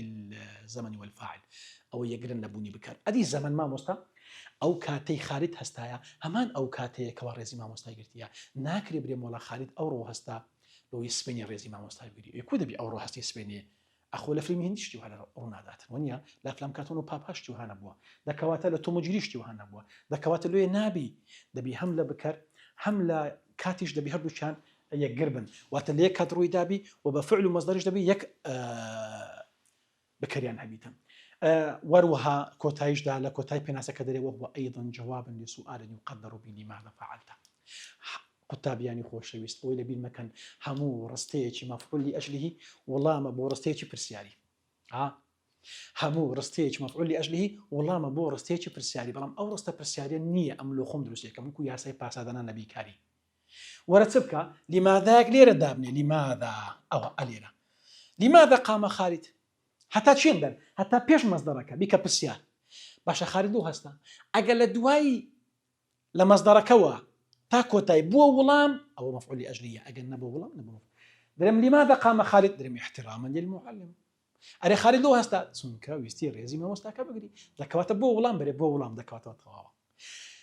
هەموو ڕستەیەک دەفتە پرسیار بەڵام مەرز نییە ئەم ڕستەیەک بتە وەڵام بەس مەفعول لأجله دەکەواتە لێوەیە ئەو پاسەدانانە لێ پێناسەکە زۆر گرنگە تکا دەکەم یعنی مثلا مفعول لأجله مصدر قلبي بۆ شای چی مرفوع منصوب مجزوم يعني چی ئەمە دو سێ هاتووە لە وزاری مفعول لأجله يذكر لبيان سبب وقوع الفعل نتيجة وقوع الفعل نازا وتيارە سبب وقوع الفعل دو سێ هاتووە لە وزاری دەکەواتە لێیە ئەوانە زۆر هاتینەوە پێناسەکە گرنگە و دەبی بیزانی باشە بەڵام بابین لێرە ئەوە نمونەیە دامەنایە بەس ئەوی کەوا گرنگە ئێرە گرنگە مامۆستا مەفعول لأجله ئەوە زۆر گرنگە بۆتان پوخت دەکەم مامۆستا مەفعول لأجله هەموو کات دوو فەتحەی وەردەگری ئەمە زۆر گرنگە و پوختەیە ئاگادار بە مەرز نییە هەموو کات دوو فەتحە بی دەبابێن کەینی دوو فەتحەیە کەینی یەک فەتحەیە بابێ بزانین کەینی دوو فەتحەیە کەینی یەک فەتحەیە قوتابیانی خۆشەویست دەرێن ذاكر خالد درسي داخل لولا برسه طلبا چکە داوای ناجحبوون دەکرد مفعول او مصدر دو فتحه اگر دو مفعول لاجله نكره هذا جار ومجرور يعني او لامتي حرف جر أو تسي اسم مجرور كواتو حرف جر حرف جر أدي أو تسي أوشيان اسم مجرورة ذكوات أجا مفعول لأجله جار ومجرور دوي هاتو بخوشي نكير أبو دو فتحي وردكري أو يك أو زارة أدي ما مستأجل دو مصدر كان مفعول لأجله ها جار ومجرور نهات أدي سهات معرفة هذا ها الفلان بيويانا با أو كات لباتي دو فتحي يك فتحي وردكري أدي وش معرفك يك كسري وردكري أو دو سي أدي ما مستأجل لباتي معرفة نكير أبو يك فتحي وردقري ديسان بلام أو دو كسري وردقري تمين كسرة أمس الشيوتي تكاد كم لو زايد وديته وها توش دري مفعول لأجله واتي شيء لم رستانة صار استهداء رست شو هذا ذاته رست شو هذا ذاته رست شو هذا ذاته لديش دري كل ما ورد صحيح هم يا راسا بري هم يا راس ذاك واتا أجا داربا نري أو والله ما مستقوتي بس دو فتحي لسر راستا أو إشمان هي راستا ما مستلو لا بتدري چون كمعرفة لدو هاتية بودري مضاف ومضاف إليه في حالة الإضافة أوش في حالة الإضافة كداربة باشا أوش لحالة جرهاتو أن يكون مجردا من ألف ولا خالية كم ويكادوي مفعول لأجل كت ألف لا من نبي بيو بيتن باشا أو سي خالة زوجرنجا أو كروتشي بابتي مفعول لأجلية يلا بابين يستتيمان هي ملاحظة كمان هي ملاحظة أو ملاحظة اللي تسمى مستا يجوز تقديم مفعول لأجله على فعله يجوز تقديم المفعول لأجله على فعله ما مستا معناه يجوز واتا ريت بيدراوا مفعول لأجله كلنا وراستي هريجرا به نسرتها رسجي فعلك شجر بيبا زي مفعول لأجله مثلا بونمونا استمن أورستم هي أورستم ورا أورستم هي أورستم هي دورة زرت المريضة اطمئنانا عليه أما سرداني نخوشة كم كرتنه ويدل نياب مولة تندرستي إذا زور باشا اطمئنانا أو مصدر بري دو فتحي لسر ما مصدر دو فتحي كم حالتي كمان لولا برسه تنك عليه جار مجرور بيكات لا على حرف جر لقى ضميرها باشا جار مجرور هاتيا دوري يستتسبكأتو ليروا لمفعول لأجله هريجرا كومبليت شيء لجربو كومبليت كشي بالجربه هريجرا بهنا زي إيرا أو شجرة بينا زيوي أو تسي بيدا قطري أم كردارا بويدا قطري تقديم وتا بيش خستن بيش ما خستن تقديمي تسمى مستا تقديم مفعول لأجله واتا مفعول لأجلهم بيش خست ينام بيش زي ينام زي فعلك واضحة أوشم هرجرت ينام إيرا دكواتا بابزين تيري درستك استاكا بابزين تيري دي بوشيواي أو تا زرت المريضة اطمئنانا عليه أو مرقت هاتا سرتا أو شو هاتا زيوي كواتا باش بيشم كرت ليرة أتيت حبا للاستطلاع أمن لويا هاتيما تاوكو حزمني فيربا حبا ديارة ونيا مصدرا واتايشا هرم قرد لقر للاستطلاع جار ومجرور هم هرقر ينام بيشو أو شمخت دوابا هذا بيني ياخذ أسأل العالم قصد المعرفة أمام بسيارم لزاناك كرت لولا بسي تاوكو اشتكى بزانو فيربم قصد المعرفة هذا بيني ليك فتحي لسرة لو دو فتحانيتك معرفة لدو هاتية دكواتا هريق بينا سرتا وش بينا جيبي أو هايلات قصد المعرفة أسد العالمة قطابياني خوش شويس هركاتك لسرتاي رستا وشمديد نكيرا بدو فتحي لسربو يكسب زانا أو مفعول لأجلي بيش خلاه باشا لبينا كانها أو تيبينيا زور جرنجا أو تيبينيا زور جرنجا أو هاتو لو زاري أو يكتب بوشاي تقديم المفعول لأجل على فعله يجوز لا يجوز يجب ياخذ كرها مثلا دريم بابا يجوز وتريت بدراوا باشا بالي أو مفعول لأجله بخيراي تكادا كم بسيار تمارين زوجرنج جيب التمارين إذا باشا مثلا استوى خالية كما أو سيزار هاتو لو زاري أما زارك هاتو لو زاري رستي سيمنا هاتوا رستي تارم تاسا هاتنا منادينا هاتوا أما دوزار هاتوا بغداد شوقنا هاتوا دخل أخي إلى البيت دوزار هاتوا لا تقترب مني توددا يكزار هاتوا لو زاري رستي أخي لجنا هاتوا لويت هذا كم تمارين زوجرنجا دري أو بوشانا بركروا بمفعول أجله أما زوجرنجا ذكري ما مسلوب كاتب بالسيارة هذا بيني يكم هاتوا دوما هاتوا وهروها تارم هاتوا دبيني استثمان هي وهروها موضوع كشمان هي مفعول مطلق مان هي بأيش بارون كينوا مفعول مطلق أيش مصدره وش مفعول لأجله بەڵام کو جیای کەمەوە لەگەر مەفعولی ئەجلی دەرێن زۆر ئاسانە دەرێن زۆر ئاسانە بابێ ئەمە گوتمان چ دەکەین مثلا بۆ نمونە ضرب فعل بیکە مەصدەر دەفتە چی دەفتە ضربا ویانە ئەیە زۆر باشە کەواتە ئەو مەصدەرم لە چیە وەرگرتیە لە فعلی وەرمگرتیە لە ضربەی وەرمگرتیە لە مەفعول ئەجلی ئیشم بەس بە مەصدەرەکەی بوو بەس لە مەفعول مطلقی لە چی لە مەفعول مطلقی ئیشم بە چییە هەم فعلەکە هەم مەصدەرەکە دەبینە ناوڕستەی بێن یعنی هەردووکم دەوێ بەرێ هەردووکم دەوێ ئەگەر هەردووک لە ناوڕستەی بوون مەصدەر و فعلەکە بێکچوون ئەوە نابتە مەفعولی ئەجلی ئەی دەبتە چ دەبتە مەفعول مطلق ئەو چەو دوو جۆریە دەبابێن بابزانین جۆرەکان چییە مفعول مطلق دوو جۆری هەیە یەک توكيد الفعل هەیە لتوكيد الفعل ما مثلا توكيد الفعل چییە بۆ نمونە دەرێم قەفەزە نەمرو قەفزەن پرینگەکە پازیدا بەڵام چ بازدانێک ئایا قەفزەن لەگە قەفەزەی بێک دەچی قەفزەن مەصدەرە قەفەزە فعلەکەیە هەردووچیان بێت بەڵام وشەی لە دوو هاتیە نەهاتیە کەواتە مادەم وشەی لە دوو نهاتیە جوملە قەپات بوو دەرێم ئەو مەصدەرە دەبتە چ ئەو مطلقە وجۆرەکەشی چییە توكيد للفعل شرح المدرس القصيدة شرحا شرحا لشرحي والجيلة والله مش لدو هاتية نخير هاتية ذكوات مادام بيقدتون مطلقة والشيء لدون هاتية كوات مؤكد للفعل أدي ما مستبيان بيان نوع الفعل أو لو التوكيد بو أستبيان لوم يرون كرتوا درين نجح الطالب نجاحا باهرا كتابي كسر كوتو والله سر كوتني كي زور كوري بدسينا نجاحا لقى نجاح بيقدتي والشيء لدو هاتية ذكوات مادام وشيء لدو هاتيو ومصدرك وفعلكش بيقدر تندرم أو مطلقة دوش ما دام مشير وهاتية أو نابت مؤكد أو بيان نوعه خلاص زور عسى تفوق المتسابق تفوقا كبيرا راك ركب برديو والله برنوجي زور كورا تفوق لقى تفوقا هم بيقدر تن وشيء لدوهاتية ذكوة توسيو ما دام بيكتون أو مطلقة وشيء لدوهاتية كواتا أو دبتا بيان نوع أو مفعول مطلق زور بأساني إدي بسيارة كان روح هلكا وهم بسيارة كاني وزارية أو هم بسيارة كاني وزاري مفعول لأجلية بسيارة زور معقولي تدا فكري تدا ذكري استفادة اللي بكي وهم بسيارة بسيارة لوزاري ديتوا لذكري سيوتا بسيارة من هي استبابين مذاهب كان من هي أنواع مذاهب أدبي من هي مذاهب كان سي قطاب خانة من هي كلاسيك من هي رومانسي من هي وهروها مذهبي واقعي من هي لو وحدية كم زارمة بس كلاسيكو رومانسي داخلين ديارة قطابخانەی كلاسيك سلتا يك بيشتي كورتي باس كردوا أويا كوا نشأت الكلاسيكية في الغرب قطابخانەی كلاسيك لروش آواد رزبو لچندر لروش آواد رزبو لسدي چند لير أوز وغرنجا قطاب يعني خوشويست درين سدي حفظة أوز وغرنجا سدي چند سدي حفظة تكادا كم زور غرنجا بنوسين بشمارة هردوشي داوا كراوا وهروها أدي رومانسيكانش لنيوان سدي هجدا تا 19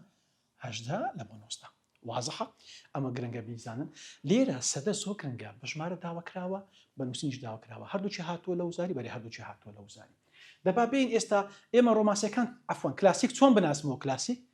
چونکە سەرەتا سەدەی حەڤدە کلاسیک دروست بوو دوای ئەو جۆر ڕۆمانسی دوای 100 ساڵ ئەو جا ڕۆمانسیەکان دروست بوون بنامەکانی قوتابخانەی کلاسیک چییە مەسەلەن السەلەفیە والتەقلید والمحاکات واتە هەر کەسێک ئەگەر بستە قوتابخانەی کلاسیک لە هەر زەمانێک ئەگەر لەو سەردەمی ئێستاش بێ خەرکانێک کە بن بیانەوێت لەسەر ڕێڕەوی کلاسیک شت بنووسن دەبێت چ بکە یەکەم شت دەبی سەلەفی واتە بستەوە سەر پێشینانی ئەو قوتابخانەی ئەوانەی کە ئەو قوتابخانەیان دانایە چیان گوتی ڕێنماییەکان چیە دەبێت لەسەوی بڕۆن تقليد دبي لاساي تقليدي وام كان ولا ساي وام كان محاكاة خوي بوام شبيني ام كتاب خاني كاتي خوي سقراط وافلاطون وارسطو اوانا دايانا لو هركسك بيودي بستو سريتسكي افلاطون وسقراط وارسطو اوانا وروى على العقلانيه وضبط الانفعال وروى لكتاب خاني كلاسيك عقل بالا دستو وروها هستا كان بي كنترول بكري نايب رلا بكري تنوجي قوتني هركسك كتيشي جواني بين يكسر شعريش بس دابري أو النابشتي وهلا واضحة يعني هردي من كديت سنجي راتشي الشيء يكسر شعريش بس دابري النابي لو لبرت سما مستا سونك شعر لكلاسيك بيروزا نابي لعبو شو نكبري أتو لسرسي في راوستاي دي من كي جوانت بين يكسر شعريش بس يكو دبي لكلاسيك أو بيريس يبرع بالبشعر لو عقل بالا دستا وهروها هستا كانش كنترول ذكريتا وعلى الموضوعية معتدلة وهروها موضوع كان من دبي مام ناوند بنت زیادە ڕەوی کەم ڕەویدا نەکرێتن مەسەلەن بۆ نمونە التزام القواعد زۆر گرنگە دەستگرتن بە یاسا مراعات الذوق الأدبي دەبی ئەتو ڕەچاوی چێژی ئەدەب بکەی ئەخ ئەدەب چێژە ئەتو ناکرێ هەر شتەکە لۆ هەدێکسە براوی کێوە لە کلاسیک وەنیە دەی فکری لێ بکەوە جوان وچی گوتنی جوان وشەکان هەڵبژێری بەڵام هەر شتەکەم لۆ هات یەکسەر براوی کەمەوە ئەخ خەرکانەکەی ئەدەب دۆستن چێژ وەردەگرن نابی ئەمن ڕەچاوی چێژی ئەدەب نەکەم کابرا یەکسەر شعرە چلو هاتوو هەستاوە گوتی شعرەشی ئەوە لە یەک لە بابرێن تۆڕە کۆمەڵاتەکان کەتە بەرچاوم نووسی بووی ژیان چییە من مەڕ و تۆمەڕ ئەوەی هەمانە هەمووی مەڕ گەریار پێیوتی مەڕ مەڕەنجێ وابزانە بزنە و پێیوتی مەڕ ئێمە لەوانەیە 2000 لای شیلۆ چووە بەڵام ئەخر ئەوە لە کلاسیک و ڕێپێدراو نییە لۆ ئەخ ئەوە ڕەچاوی چێژی ئەدەب نەکراوە کەینێ شعرا من مەڕ و تۆمەڕ ئەوەی هەمانە هەمووی مەڕ گەریار پێیوتی مەڕ مەڕەنجێ وابزانە بزنە و پێیوتی مەڕ ئەمە ناکرێت کەواتەمە چی ئەمە ڕەچاوی چێژی ئەدەب نەکراوە یان نووسی بووی من و تۆ ئێ باشە اعتیادە شعرە و من و تۆ بابزانم چیەوە من و تۆیە نووسی من و تۆ پێ دەکەنی منیش پێ دەکەنم تو دەگریەی منیش دەگریم تو ئازارە چەژی منیش ئازارە چەژم بەڵام تو خۆ لە پردەکە فرت دێ خوارێ بەڵام من خۆفرە نادەمە خوارێ کەواتە ئەوە چی ئەوە ڕەچاوی چێژی ئەدەب نییە ئەوە نابنە شعر کەواتە لۆیە لە قوتابخانەی کلاسیکە من دەبی ڕەچاوی ئەو شتانە بکەم ذوق الأدبي ونيا وروى تحقيق التوازن من دبي توازن راقرم نابي اشتكن زيادة روي كم روي وعلى التهذيب الخلقي التهذيب الخلقي واتا لكلاسيكا روش زور قرنقت كادا كم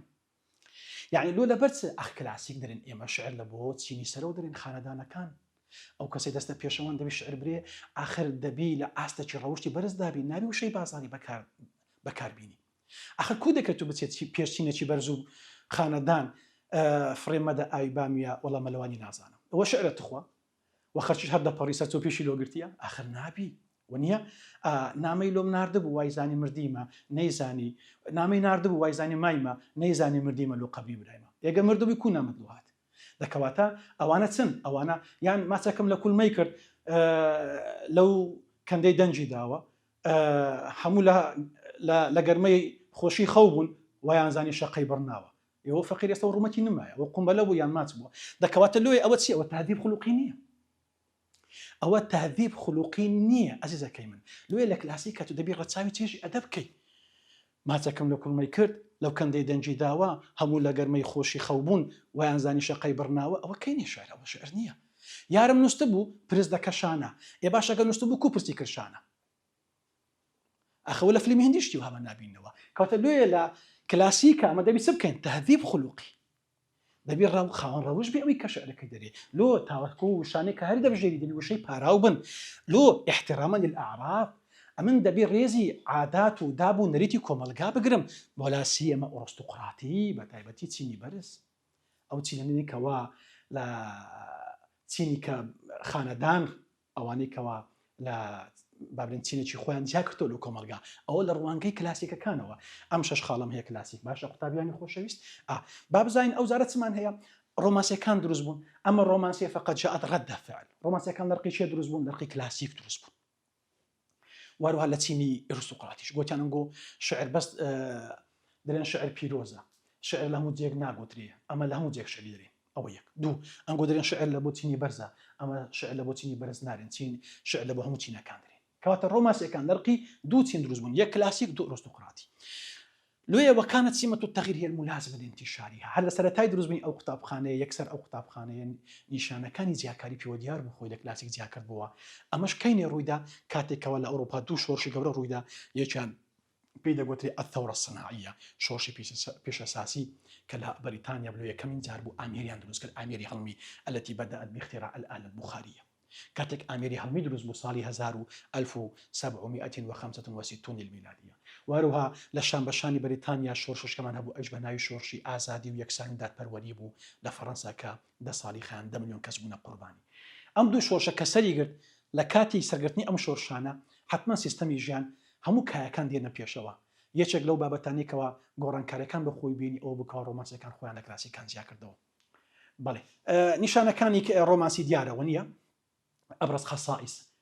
قەسایس دیارە تایبەتمەندیمان هەیە بروز الفردی ڕۆمانسەکان باسی خۆیان دەکەن وتەضەخومە کێشەکان زۆر گەورە دەکەن والمغالات في عرض شؤونها واتە مبالغەی دەکە لە بۆ سەبکردنی خۆشەویستەکەی خۆی وإعطاء الأهمية للتجربة والحياة ڕۆمانسەکان دائما گرنگی بە ژیان دەدەن گرنگی بە ئەزموونی ژیانی خۆیان دەدەن دوای دێن نمونەیە دەیخینەوە ئیلیا باسی ئەزموونی خۆی دەکات وهروەها طلب الحرية داوای ئازادی دەکەن داوای ئازادی دەکەن وهروەها انطلاق والتعبير تلقائي ئاکەتار بە ڕۆمانسەکان دەرێن لە هەرجەیەک لۆمان هات ئەمە انطلاق دەست پێ دەکەن شعر دەرێن تلقائي واتە لا ئیرادی بەبێ حازر بوونیش عن فيض المشاعر هەر کاتێک هەر هۆکارێکە بۆ لۆیکەوە هەستەکانمان بزوێنرا هەر شتێک بۆ هۆکاری ئەویکەوە هەستەکانمان جوڵێنرا بووە هۆی ئەویکەوە شعرمان وات ئێمە شعر دەرین نەک بەعکسی کلاسیک ئەتوبی کەش و هەوای لۆ دروستکەیت و بێتەوە ماڵەوە و ئیدی جەوەی شاعران دروستکەوت پاشان لە بۆ دێ یاخۆ لە بۆت نایە نا ئەوان دەرێن ئێمە لە هەر شوێنێک بی لە هەمووی گرنگتر ئەم پرسیاری خاڵی سێمەکەوە 6 هاتووە لە وزاری الاعتماد على العاطفة والخيال لا على العقل بە پێچەوانی کلاسیک ڕۆمانسەکان گوتیان ئێمە پێش بە هەست و سۆسەکان دەبەستین بەڵام عقل بای ئێمە عقل حسابی لەبۆ ناکەین بە پیاویشی نازانین دەکەواتە لۆیە عاطفە و خەیال لە ڕۆمانسی باڵا دەستە پێوەرە نەک عقل وهروها خاڵی چارەم التعبير عن القلق والكآبة لە قوتابخانەی کلاسیک زیاتر قلقمان هەیە واتە دائما لە قەلق و لە ڕاوچێدان کەئابە خەمۆکن دائما تەشاؤم ڕەشبینن بەرامبەر بە ژیان تەمەزوق لێکترازانی کۆمەلگای لێ دەکەوێتەوە الوحدە هەستکردن بە تەنیایی کوڕەکە داوای کچەکەی دەکات داوای لە بابی دەکاتن بەڵام بابی لە بۆی ناینی کوڕەکە تووشی گۆشەگیری دەبی تووشی لە ڕاوچێ دەبێت تووشی دوور دەکەوتەوە لە کۆمەلگا لێکترازان دروست دەبی جاروەیە غوربە جاروێ وڵات بەجێ دێری دەستە هەندەران دەرێ مادەم ئەو کچە من نەبوو خلاص ئەم دڕۆن دەچمە هەندەران وهروەها پێنج تەمجید الئەلەم لە لای ڕۆمانسیەکان بەرز ڕاگررتنی ئێش و ئازارەکانە دەڵێن ڕاستی ئێش و ئازارەکان ئازارمان دەدەن بەڵام مادەم ئێش و ئازارە دەکەمە بە بەرز ڕای دەگرین لۆ چونکە ئەمە اعتباره واعتباره مطهرا ئەوانە پاکمان دەکاتەوە ئەو لەچی پاچیان دەکاتەوە نازانین چکۆ باسی ئەوروپا دەکا مسلمان نیش برێ وڵە لە مسلمان برێن وڵە لە گوناحەکان پاک دەبنەوە والوقوع تحت سيطرة فكرة الزوال زیاتر زوال لە ناوچوون مردن لە مێشتیاندا هەیە لە قوتابخانەی ڕۆمانسی ڕێژەی مردن زیاترە ورفض الواقع الحاضر وهروها دائما ڕۆمانسیەکان ئەو واقعی کەوا تێیدا ڕەتی دەکەنەوە دانی پێدا نانێن والبحث عما وراءه لە دوای ژیانێکی نمونەیی دەگەڕێن خۆشی بی ناخۆشی تێدا نەبی والنفور من حياة المدن لە ژیانی شارەکان ڕادەکەن ومهاجمة الظلم وهروها بەرەنگاریستان دەبنەوە الهرب من الواقع لواقع ڕادەکەن لجوء إلى الحلم دائما لخون وخيال دائما داویان دایتی ڕۆیشتوونە لە پۆل دانیشتە بەڵام بیر و هۆشی لە فەڕەنسایە لە پۆلەکە دانیشتە قوتابیەکە بەڵام لە کۆرانەکانی پاریس پیاسی دەکا لە پۆل دانیشتە بەڵام لە نیویۆرک پیاسی دەکا بە خەیال لە ئەوروپایە هەل لێوێ دەژیتم بەڵام بە واقعیش لێرەیە کەواتە بەردەوام لە خەون و خەیالدان وإلى الاتحاد بالطبيعة لەگە سروش زۆر تێکەراو دەبن واعتبارها ملجأ وخلاصا وهروها پێیان وایە سروش ڕزگاریان دەکە پەناگایە و وهروها لە خەم و خەفەت ڕزگاریان دەکاتن وهروها دەست بە ئاینش دەگرن التمسك بالدين لۆش دەست بە ئاین دەگرن لەبەرچە لەبەرەوەی پێیان چکە دین سوکنایی تێدایە دانێ سود لە سوکناییەوە گرن والميل إلى الخوارق وهروها حەزیان بەو شتانەیەکەوە ئەفسوناویە ئەو شتانەی کە دەڕادە بەدەر عقل تەقبولی ناکە ئەساتیر واتە شتی ئەفسانەیی مەجهول شتی نادیار باوەڕیان بەو شتانە هەیە دفاع عن الإنسان المضطهد بەرگری دەکەن لە مرۆڤێکی ستەملێکراو دربدركراو شعب المستغل قالك استغلال كرابي والتوق إلى عالم تسوده مبادئ العدل وارو حزم بجيانك بنا ما كاين دادوري تيدابي والمساواة يكساني والحرية آزادي والمحبة خوشويستي وانتا كان ذهبي بكورتي خالي انه التحرر من اللغة الكلاسيكية رزقاربون لزماني كلاسيك وتانا كلاسيك باي باي اما زارج كان ناين وتازا وشي بلبلة وين لقفز درسوين رزقار مابو اما ناين وبهش وشفولنغو ناكينوا أول جهة أو لأوروبا أدي كين هات جهاني عربي انتشرت الرومانسية في العالم العربي في أوائل القرن العشرين لسرتاي سدي بستم أقدار من أوائل القرن العشرين سرتاي سدي بستم وظهرت ملامحها في نتاج أو كسانبون كأو كتاب خانة هنا خليل مطران جبران خليل جبران إلياس أبي شبكة أبي قاسم الشابي إليا أبي ماضي علي محمود طه إبراهيم ناجي أو كسانبون كوا گرنگە بەرێ گرنگە لە وزارش هاتینەوە ئەو ناوانە ئێستا بابین ئەوە پرسیارەکانی وزاریە طبعاً هی ڕۆمانسی و کلاسیک طبعاً پرسیارەکان گەلک زۆرن وابزانم ژمارەی پرسیارەکان دەگاتە 43 44 46 پرسیاری وزاریمان هەیە دەتوانێت خۆ قوتابی خۆشەویست ئەتوانێت سوودی لێوەی لە خۆت پرسیارەکان هەڵکەی و وڵامەکانیشی لە ئەپی ژیاری هەیە لەوێ حەلیش کرا بە وڵامەکان باشە بابین ئێستا چیمان هەیە ئێستا ئیلیامان هەیە ئیلیا طبعاً ژیانەکەی گرنگە ئیلیا ظاهر ئەبوو ماضیەکێکە لە لەو شاعرانەی کەەوە سەر بە قوتابخانەی ڕۆمانسیە لە چێ لەدایک بۆ لوبناان ساڵی چەند 1890 للميلادية بەڵێ هاجر في سن 11 تمني هذا الصال بووە کۆچی کردووە دەستە چێن دەر لە لوبناان دەستە مصر فقصد الإسكندرية لا مصر دەستە پارێزگای ئسکندریە لەوێ وقضى فيها 11 سنة ياذا صالش لوي ماوا 8 بوتسن يستا 22 سال ثم لم يلبث أن هاجر إلى الولايات المتحدة الأمريكية زوري بيناتي دستا ولايات مكاني أمريكا لكوز دكا دستوي مصرش بدي ديريتن لوين دفتسر نوسري رأس التحرير المجلة العربية وروها شارك بجدارج دبو بابتا كاني خوي سكا إليا بتوانابوا بجدار دبيلاتي بجدار دبيلا تحرير جريدة الفتاة جريدة جوفارواتا الفتاة شكري بخاشية وجريدة مرآة الغرب آويني روش آوهي نجيب ديابيا بجداري وانش ذكرت نسينا كان يخوي لوانش بلاو ذكر دوا دوا لصالي 1929 جوفاري سميريشي دركر دكوات بابين استاكتي من هي مساء من هي قصيدة كناي مساء طبعا مساء لما بستي رمزة مساء لما بستي تيا ما بستي او الرمزة مساء ما بستي الكهولة والشيخوخية الكهولة والشيخوخية طبعا واتا كهولة وشيخوخة من هي هر وقت مرۆ بە سروشتی خۆی زراوی لە ئێوارە چوە کە تاریک دادی لە بۆ دنیا تاریکە ترس دەکاتن لۆیە لێکوانەوە بەستی تەمەنی پیریە ئیلیا باسی کەسێکمان لۆ دەکە ناوی سلمایە سلما تەمەنی لە 30 ساڵ ئاودیوی کردە داخلی پیری بووە سلما پێی وایە کە مرۆڤەکە پیر بوو ئیدی تەواو پیری یعنی ناخۆشی هیچ خۆشی تێدا نیە و دەبێت چاوەڕێی مردنیش بکاتن دەرمان و خەستەخانە و نەخۆش و کەتن و مردنە لۆیە کەواتە ئەو هیوایانی کە هی بۆ لە منداڵی لە دوای 30 ساڵی جێبەجێ نابی لێ تووشی خەمۆکی دەبی تووشی خەفەت دەبی تووشی دڵڕاوچی دەبی تووشی گۆشەگیری دەبیتن هەموو ئەو باردۆخانە تووشی سلمای بووە لە کاتێکە ئیلیا پێمان دەری ئەمە هەڵەیە سلما هەڵەیە ئێمە ناوی وابین دەکەواتە ئینسان دەبی هەوڵدا جاروێ ئاواتەکان تاخیر دەبن لەسەر ئێمە ئەوەیە نابی دەستەوەستان بوەستی باشە کەواتە لۆیە لە ئەمە چار مەقطعمان هەیە تکا دەکەم مەقطعی یەکەم چی پێ دەگوترێ مەقطعی یەکەم پێ دەگوترێ التشاؤم لێبیر نەکەن قوتابیانی خۆشەویست باشە مامۆستا تەشاؤم معنای چییە تەشاؤم واتە ڕەشبینی تشاؤم معناه چیە واتە ڕەشبینی کەواتە مەقطع یەکەم سلمایە سلما ڕەشبینە ئەوەی کەوا زۆر گرنگە دیێری یەکەمە السحب تركض في الفضاء الرحب ركض الخائفين هەورەکان ڕادەکەن لە ئاسمان وەکو کەسێکی ترسنەوە طبعا السحب تركض هەور ڕادەکە ئەوە تەشخیصە وەنیە قوتابیانی خۆشەویست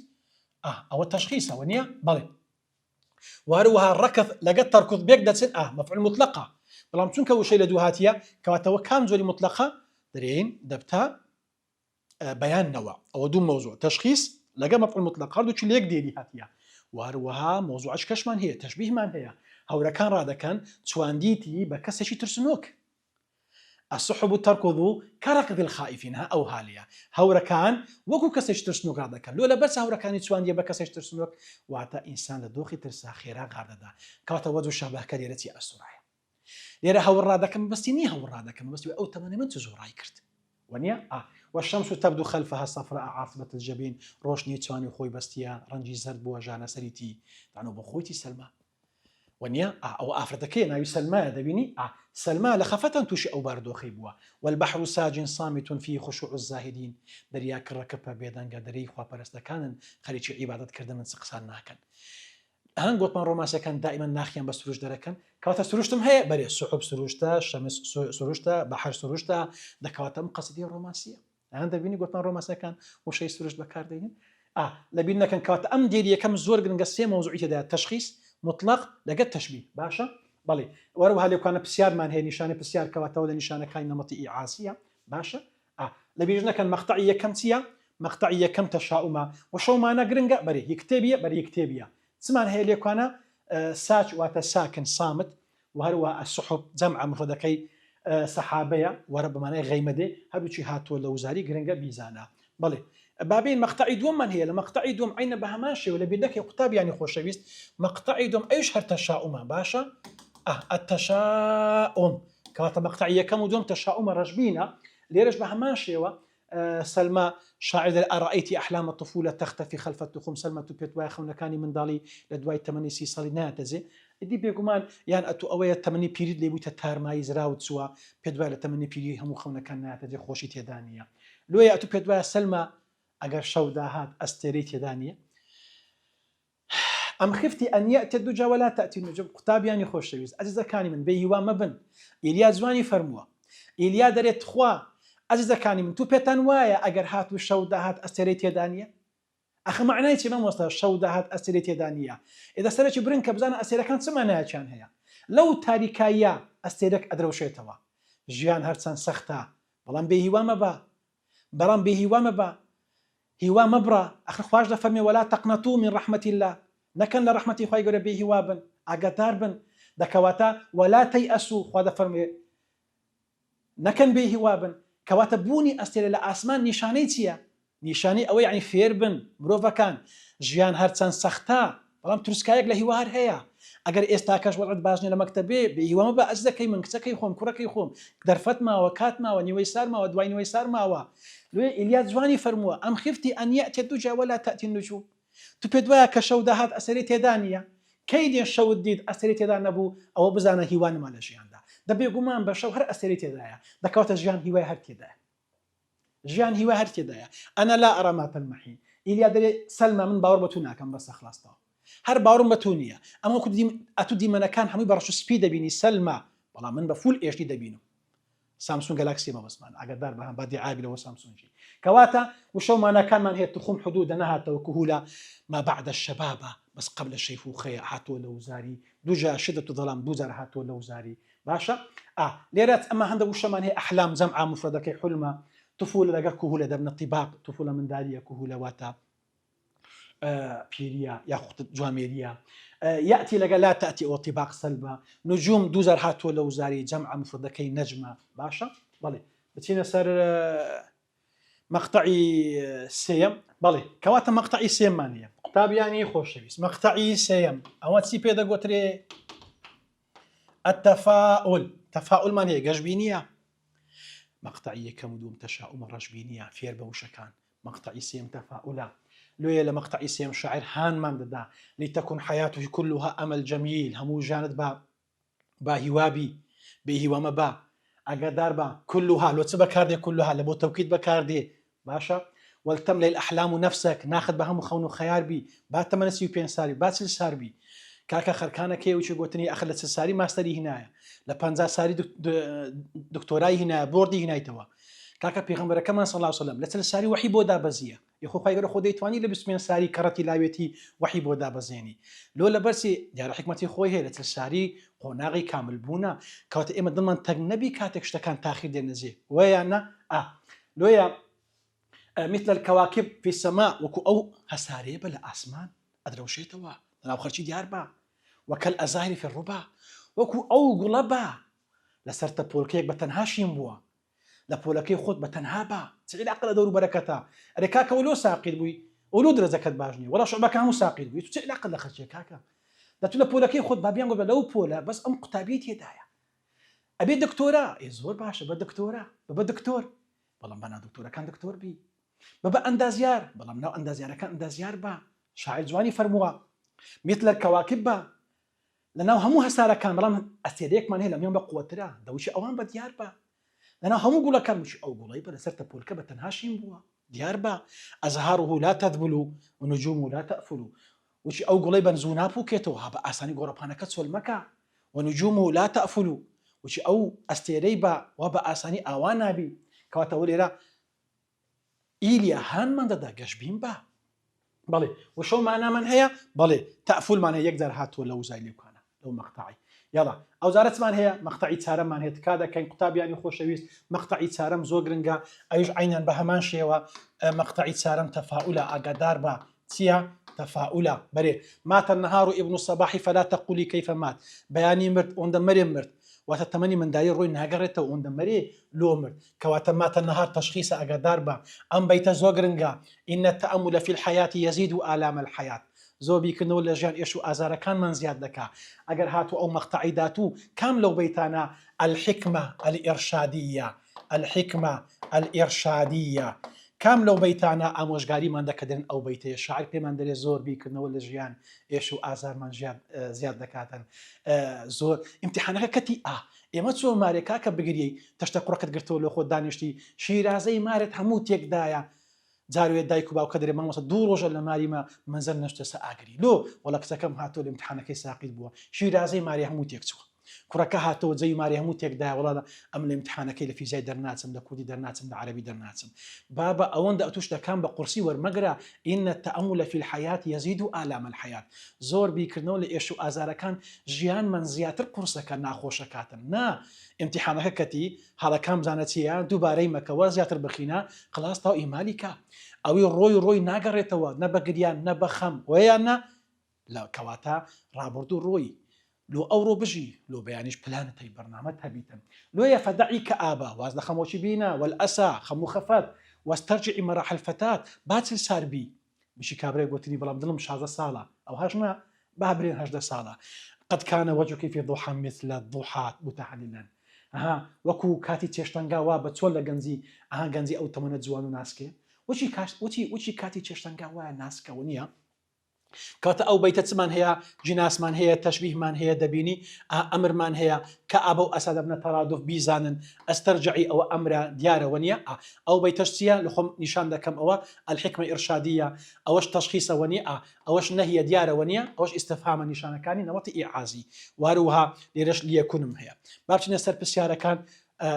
لەبەرەوەی کاتەکەمان تکا دەکەین مەسا زۆر گرنگە عاصبة الجبين اشرح ياخذ اشرح ما ياتي او مشانە ڕوون دەکەم و شەرحی دەکەم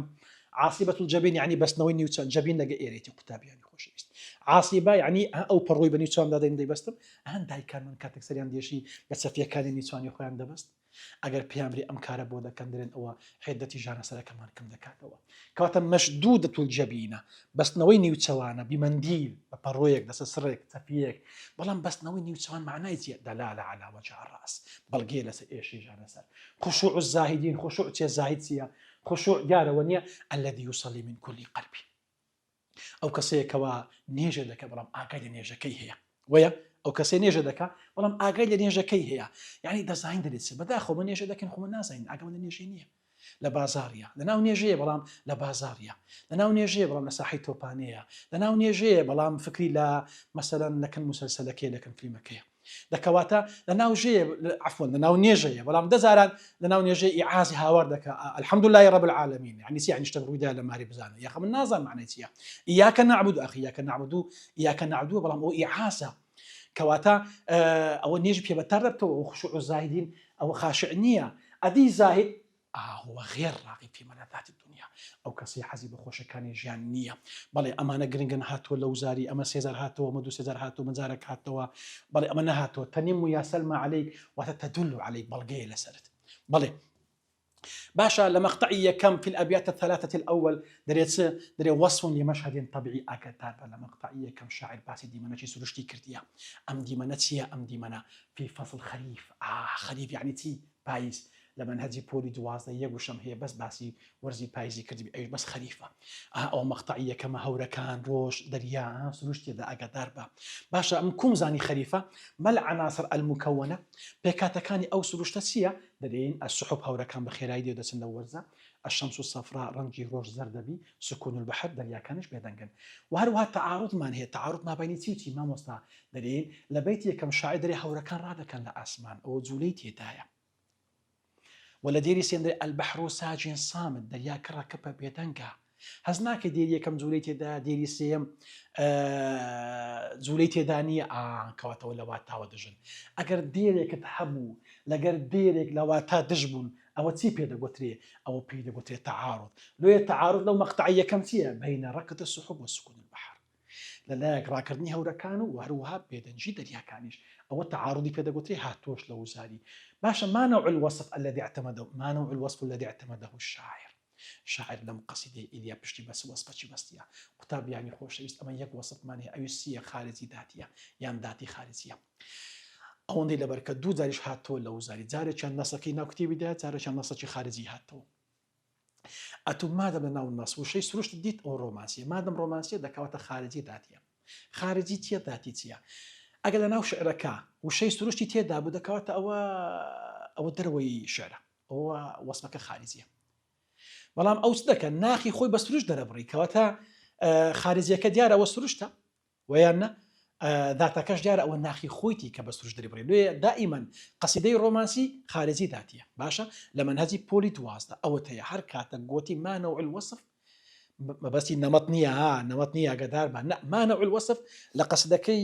ئیلیا لەو مەقتەعی یەکەم درێم خارجی داتیە باشە ئەوەتە دوو جاریش هاتووە لەو زاری باشە بەڵگەمان چییە على أن سلمى في خاتمة المقطع الأول كانت في موقف تأملي سلمى زۆر بیری دەکردەوە لەوەرەوەی سلمى لە دوای 30 ساڵی تووشی خەمۆکی بووە بەبێ دەنجی بیر دەکاتەوە وحی ڕسەی لێ شێوایە تەمەشای ئاسۆیش توور دەکات فکر دەکاتەوە وەروها فکر لە خەونەکانی خۆشی دەکاتەوە باشە لەبەر بە دلیل على تەشاؤمی سلمى زۆر گرنگە پرسیارەکی سلمى لۆ لە بەچە ڕەشبینە دەرێن چونکە سەرمە پێی وایە خەونەکانی منداڵی تاو لە 2 ساڵی ناتەجێ وەروە دەرکەوتنی تەرمایی پیری وەروە هاتنی شەوش ئەستێرەی تێدانە واتە سەرمە پێی واگە پیری دەهات خۆشی تێدانە ویانە کەچمە پیرمان هەیە 650 سارە سەرچۆپی گە تێبەریش نادا بە شەڕیش بەرنادا لێشی پرسە دەرێ بابەت و تەمەن ژمارەیە بەس دش شەرتە لۆ درت چەندە دەردەم 16 و 8 دەکەواتە لۆیە سەرمە غەرەت تێگەیشتووە باشە ئەدی ئەسبابی هذا التشاؤم چییە هو كاركاني رجبين يكيتيا هو الخوف من اختفاء السعادة في عمر الشيخوخة سلمى أترسيك واقع بيري داحت خوشي تيدانا بباشا وشي شيخوخة قرنقا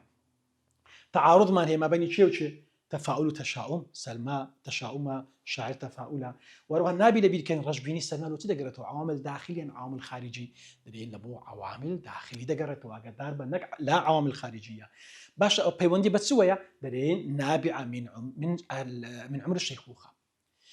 هۆکارەکانی ناخە پەیوەستە بەچی پەیوەستە بە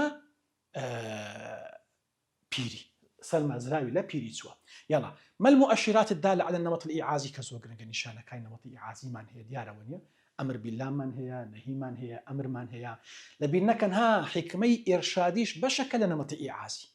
ئەگەر داوای کرد وهات بۆش لە وزاری وەگەر گوتیشی مەقطعی چارەم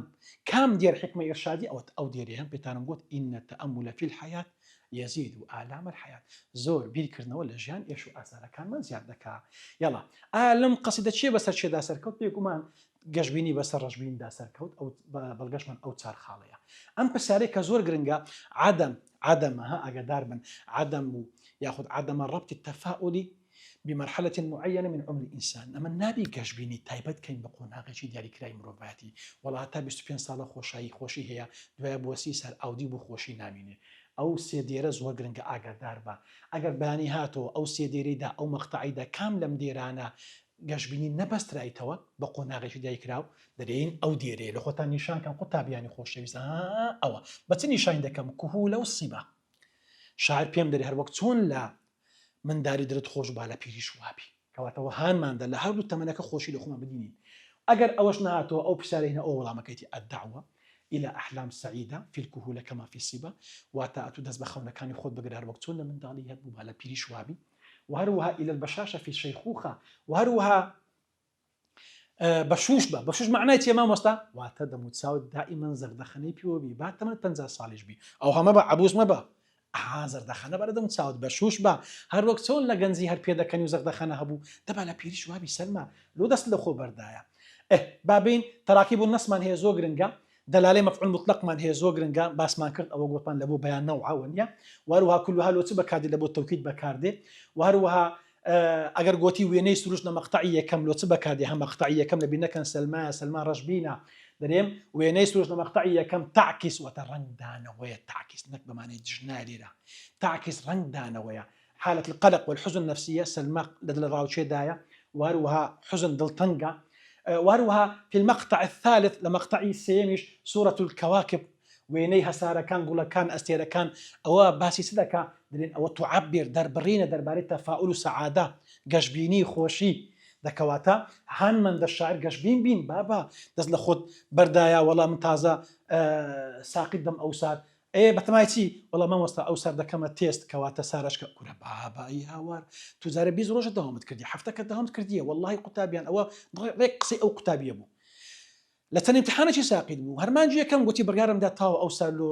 سارشکە کورە بابەت چی ئەو سەر لۆ سارشکە وەڵام ئەوسەم تازە و هیچ ئەو چەند امتحانە ساقید بوومە یەکورە یەک مانگ داوامت کردی هێشتا 2 مانگ مایە نیوەی سار مایە دوای نیوەی سار مایە وەرز مایە خولی یەکەم خولی دووەم ئەو هەموو دەرفەتت مایە ناوەڵا من ئەو سار کەواتە دەکەمە تێست یەک سار دەی دەکەیت تێست لۆ سارشکە يعني ئەو عقلیەتە کەواتە لێ ئیلیاهانمان دەدا ئێمە بێهیوان نەبین قوتابیانی خۆشەویست بەڵێ واروها ئەو بەیتەشمان هەیە تەشبیهە مشبهة كالديار ركض السحب مشبه به ركض الخائفين وروها أداة تشبيه معنية أقدار بلو بيتا وجو شباكش قوة السرعة كواتا قر أو بيتي داتو قوتي دلالة بزانة دلالة معنيتها دلالة واتا وجه الشبه بس يعني التشبيه ليك دي قوتي دلالة لو بيتي أو بزانة لقى وجه الشبهيتي واتا الشاعر لو هوركاني توان دي بكسش ترسنوك سو كإنسان دوخي ترسى زور خيرار هذاك كواتم بس خيرایی لێکوانە باشە بەڵێ ئایا ئەم قەسدەیە سەر بەس قوتابخانەکە بێگومان سەر بە قوتابخانەی ڕۆمانسیە بەڵگەمان چییە دەرێن لأنها تبرز التجربة الذاتية باسی ئەزمونێکی کەسی دەکا ئیلیا باسی ئەزمونی خۆی کردووە ئەو ئەزمونە چ مامۆستا التشاؤم لقدوم مرحلة معينة مرحلة كهولة واتە ڕەشبین بوو بە هاتنی قۆناغێکی تایبەتی دوای 30 ساڵی پیریە وەروەها پێی وابوو کەوا گەنجێتی کۆتایی پێهات وروها تعتمد على العاطفة أم قصدي عاطفة زوري تيدابو قلق دل راوتشي حزن دل تنجي مثلا تشاؤم رجبيني أو أنا مهزتا كانن أو أبو عاطفا أو أنا قطابي يعني خوشويس لبران بردا إليا اطمئناني هبو دل نواي هبو دل آرامي هبو آسودي هبو تفاؤل قشبيني هبو أنا مهزتن هستي خوشي وناخوشي دكوتا أوتسي أو أنا دكوتا أمانة هم عاطفا والخيال أقدار بن أم قصدي خيالي تيدابو ما مستم كوبزام قصيدة خيالي تيدايا هر قصيدة تشبيه وتشخيص تيدابو أما خيالة وهروها تعبر عن مشاعر القلق والكآبة أم قصيدة قلق تيدابو دل راوتشي كآبة خموشي تشاؤم رجبيني تمزق الاكترازان وتعاني من زوال لناوتون مردني تيدابو ما مستكاو شيء مردن نبو اي قينا باشا سلمى لولا بيريا ترسا چونکە پیری یعنی نەخۆشی و پەکەوتنەوە ئەوجا مردن دەکەواتە ترسی سەلمای لە پیری چ بوو لای سەلما پیری یعنی مردن دەکەواتە لۆیە سەلمەزرای لە پیری چ بوو چونکە پێی وابوو پیری یعنی مردنە دەکەواتە فکری ناوچوو نابوو مردن هەبووە بۆ پێنج خاڵە ئەمە سەلمەمەکە ئەم قەسیدەیە ئەوە سەر بە قوتابخانەی ڕۆمانسیە قوتابیانی خۆشەویست لەبیر نەکەن قەسیدەی مەسا يتماسك عفوا تتماسك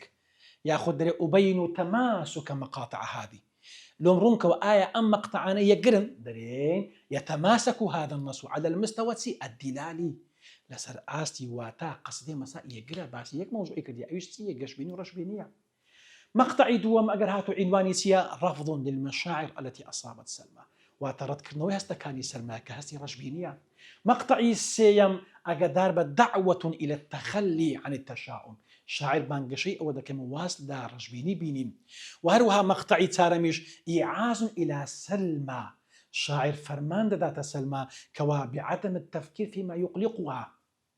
سلمى زور بلوشتان مكوا كواتو دخن دوخي دل راوشي أدي والانصراف إلى الحياة السعيدة سلمى بروج يعني خودك بخوشي أو تسيهم قلقها أو تسيهم ليك دانا وحلي بابا جيان هولدانا جيان تيا جيان هولدانا بابا کەسە زیرەکەکان یان ئەوەتەیە لە کاتە ناخۆشەکاندا یان ئەوەتەیە ڕێگایەک دەدۆزنەوە بۆ گەیشتن بە سەرکەوتن ئەگەر ڕێگایەکیان نەدۆزیەوە ڕێگایەک دروست دەکەن بۆ گەیشتن بە سەرکەوتن دەتوش لەو کەسانە بە ڕێیەکت لێگیرا ئەو ڕێ بە خۆ دروستکە ئەگەر ڕێیەکت نەدۆزیەوە ڕێیەک دروستکە بۆ گەیشتن بە سەرکەوتن دوایە ژیان چییە؟ ژیان سەختە بەڵام ئێمە دەبی سەختتر بین ئەمە قسەی چێیە؟ ئەمە قسەی چارلیە چاری چاپم هەمومان دەیناسینە وەکتەرە کۆمیدیا قسەی زۆر جوان هەیە دەرێ ژیان سەختە بەڵام ئێمە دەبی سەختتر بین ئێمە دەبی سەختتر بین دەکەواتە ژیان هەمووی هەوڵدانە مەولاناش قسەی جوانی هەیە دەرێگە ژیان سەخت بوو ئێمەش بەهێز دەبین مەولانە قسەی جوانی هەیە دەرێگە ژیان سەخت بوو ئێمەش بەهێز دەبین هەروەها سەیری ناکەین ئازارەکان ناخۆشەکان مرۆڤە گەورەکان بەهێز دەکەن مرۆڤە لاوەزەکانیش تێک دەشکێنن دەخلاص دەکەواتە هەوڵدە لەو کەسانە بکەوە کاتێک کارێک دەکەی کەسێش کە توانی بووی زۆر باشە ئەگەر نەیتوانی بوو تو باشتر هەوڵدا تو یەکەم کەس بە دەبا وابین ئیلێ دەبی کارێک ئەمە دووبارەی کەینەوە مەرز نییە دەکەواتە ژیان هەوڵدانە هەژیان هەوڵدانە ئەزیزەکانی من بەڵێ دەکەواتە بابێن ئەوزارە چیمان هەیە تەقویم النەس ئەو نەسە لەسەر چی بەندە أين تتجلى شاعرية إيليا أبي ماضي شاعري بوني إيليا لسرسي بدر دكويتن درين يك رموزي بكار هنا إيليا مواصفاتي قطاب خاني رومانسي تدايا درين رمزي بكار هنا يجيك لمواصفاتي قطاب خاني رومانسي أويا كوادبي رمزي بكار بيني دو جاي لبو شيخوخة بكار هنايا نجومي لبو سعادة بكار هنايا صور شعري بكار ما مستوى صور شعري تسيا هر قصيديك ويني سورشت هات الناو شعرك أو صور شعرية بكاري هنا بو بري أدي أولنية هوركان أدي أولنية دريا أدي أولنية روج جمل إنشائية جملة إنشائية تسيا ما مستوى جملة إنشائية همان نشانة كاي نمطي إعازية أمر نهي نداء استفهام أوان كواتا قد جملة أو نشانة انتدابو بيدا قوتريتسي جملة إنشائية أمر نهي نداء استفهام بەڵام مامۆستا جملەی ئینشایی دەلالەی چیە واتای چێ دەرم ئینفعال و تەأثیر هەڵچوونی پێوە دیارە کاریگەربوونی پێوە دیارە ئیلیا دیارە کە بخۆیتی ئەزمونەکەی خۆیتی لۆیە کە تەدۆخێکی هەڵچوونی پێوە دیارە پێی ناخۆشە لە 30 ساڵی ئەودی بووە سوەر خەیالیمان هەیە مامۆستا سوەر خەیالی چییە سوەر خەیالی ئەوەیە کەوە هەر قەسیدەیەک ئەزیزەکانی من هەر قەسیدەیەک تەشبیه و تەشخیص تێدا بوو ئەوە سوەر خەیالیە هەبوو بەرێ تقریبا سه چهار تشبيه تدابو دو تشخيص تدابو دكاتو صور خاري تدا غرت نكن صور شعري وين سروشت لنا شعر باسكرا او صور شعريه والله صور خيالي او تشبيه وتشخيص وهو ايقاع موسيقي من هي ما ايقاع موسيقيه توازيه بس ما كرونيا اگر دورستمان هبو شكان كتنا برانبر يك بيتي كوتاي وكو يك وابو توازيه بالي وهو عاطفه زوري شبكاري هنايا كثره العواطف وتنوعها هيمنة الخيال خيال بالا دستا عاطفة صوص بالا دسبو أسلوب فني جميل شاعر أسلوب هنري زواني بكاري نابو لو قصيدة أو تنزل حتى لو زاري بلي أما قصيدة مساء أما نشانة كاين نمطي إعازي زور جرنجا هرستيكت أمر نهي نداء استفهام أواني تدابو أو نمطكت إعازية أو ليرة باسمان كردية ولا همان كانت نشانة كاني نمطي إعازي نشاني أسلوبي إنشائيشن باشا كوات إنشائي إعازيش إنشائية باشا أو بسيارة كاني توكيد ده بس يازا بسيارة توكيد بان هي كلها إنه كله كل ضمير ياخذ لەگەر قەت ئەوانە لۆ چ بەکاردێن ئەوە 11 پرسیاری وزاریمان هەیە هەمووش یەک وڵامە هەمووش لەبۆ تەوکید بەکاردێ ئیدی ئەویت کەش ئەوە پرسیاری وزاریە لێرە دامان نزیکەی 111 پرسیارمان هەیە دەبڕۆ قوتابیان نەسی مەسا جوان زەبتکە داوزۆرە ئەو پرسیاران حەلکە پرسیاری معقولی تێدایە پرسیاری زۆر جوانی تێدایە بێگومان بە تو ئەو 111 پرسیارە حەلکەی ئەزمونێکی زۆر باشت بداتێ ئەوە تا ئەمە کاتمانیە چووکەمە پێداچوونەوەی خێرامان هەیە لەبەر پێداچوونەوەی خێرا ناکری ئەمری مەمە ئەوشتانە باسکەم ئێستا مە دەچینە سەرچی دەچینە سەر ئەطلال كواتا ئێستا ئەطلالمان هەیە بەڵێ ئەطلال قەسدی ئەطلال هی چییە مامۆستا ئەمە دەی بزانین قەسدی ئەطلال هی شاعرەش ناوی ئیبراهیم ناجیە وهروها چێ کردێ گۆرانی کردو كواتا قەسدی ئەطلال هی چییە ئیبراهیم ناجیە بەڵام غەنەتها چێ کردێ گۆرانی دەرێن کەلتوم باش ئەطلال معنای چێ مامۆستا ئەطلال دیارەوەتە کۆنە هەوار یاخود پاشماوەی خانیەکی ڕووخاو ئیبراهیم ناجی کەسێکە خەرچی مەسرە بەڵام کچێکی خۆشویست بەڵام دواتر لە ناوی لە کۆلێژی پزیشکی دەرسوو هەتا ئەو خینی تاو کرد و چەند سارێک داوامی کرد لە قاهرە گەڕاوە گوندەکەی خۆیان خۆشەویستەکەی شووی کردهبوو دەکەواتە لۆیە ئەم قەسدەیەی دانا لەسەر ئەم خۆشەویستیە ئەطلال کۆنە هەوارە مەقطعی یەکەم و دووەم و سێمت هەیە ئەگەردار بە لە مەقطعی یەکەم شاعر هاوارەکە یا فؤادی لا تسأل أين الهوى كان صرحا من خيال فهوى قوتابیانی خۆشەوی دێری یەکەم زۆر گرنگە لەبەرەوەی دێری یەکەم نیدای تێدایە وهروها نەهی تێدایە وهروها ئیستفهامی تێدایە ئەمری تێدایە وهروها ئیستفهامی تێدایە کەواتە لێ مەقطعی یەکەم ئینشائیە مەقطعی یەکەم چییە ئینشائیە باشە وهروها دێری یەکەم دەکرێت بڵێ نیوەی یەکەم ئینشائیە نیوەی دوم خەبەری لۆ چکە کانەی تێدایە باشە کانەی تێدایە وهروها جناسمان هەیە مابینی هەوا لەگەر هەوا بێکدەچن وهروها تەشبیهمان هەیە ئەو خۆشەویستی چواندێ بە چ کە سەرحین خەیالی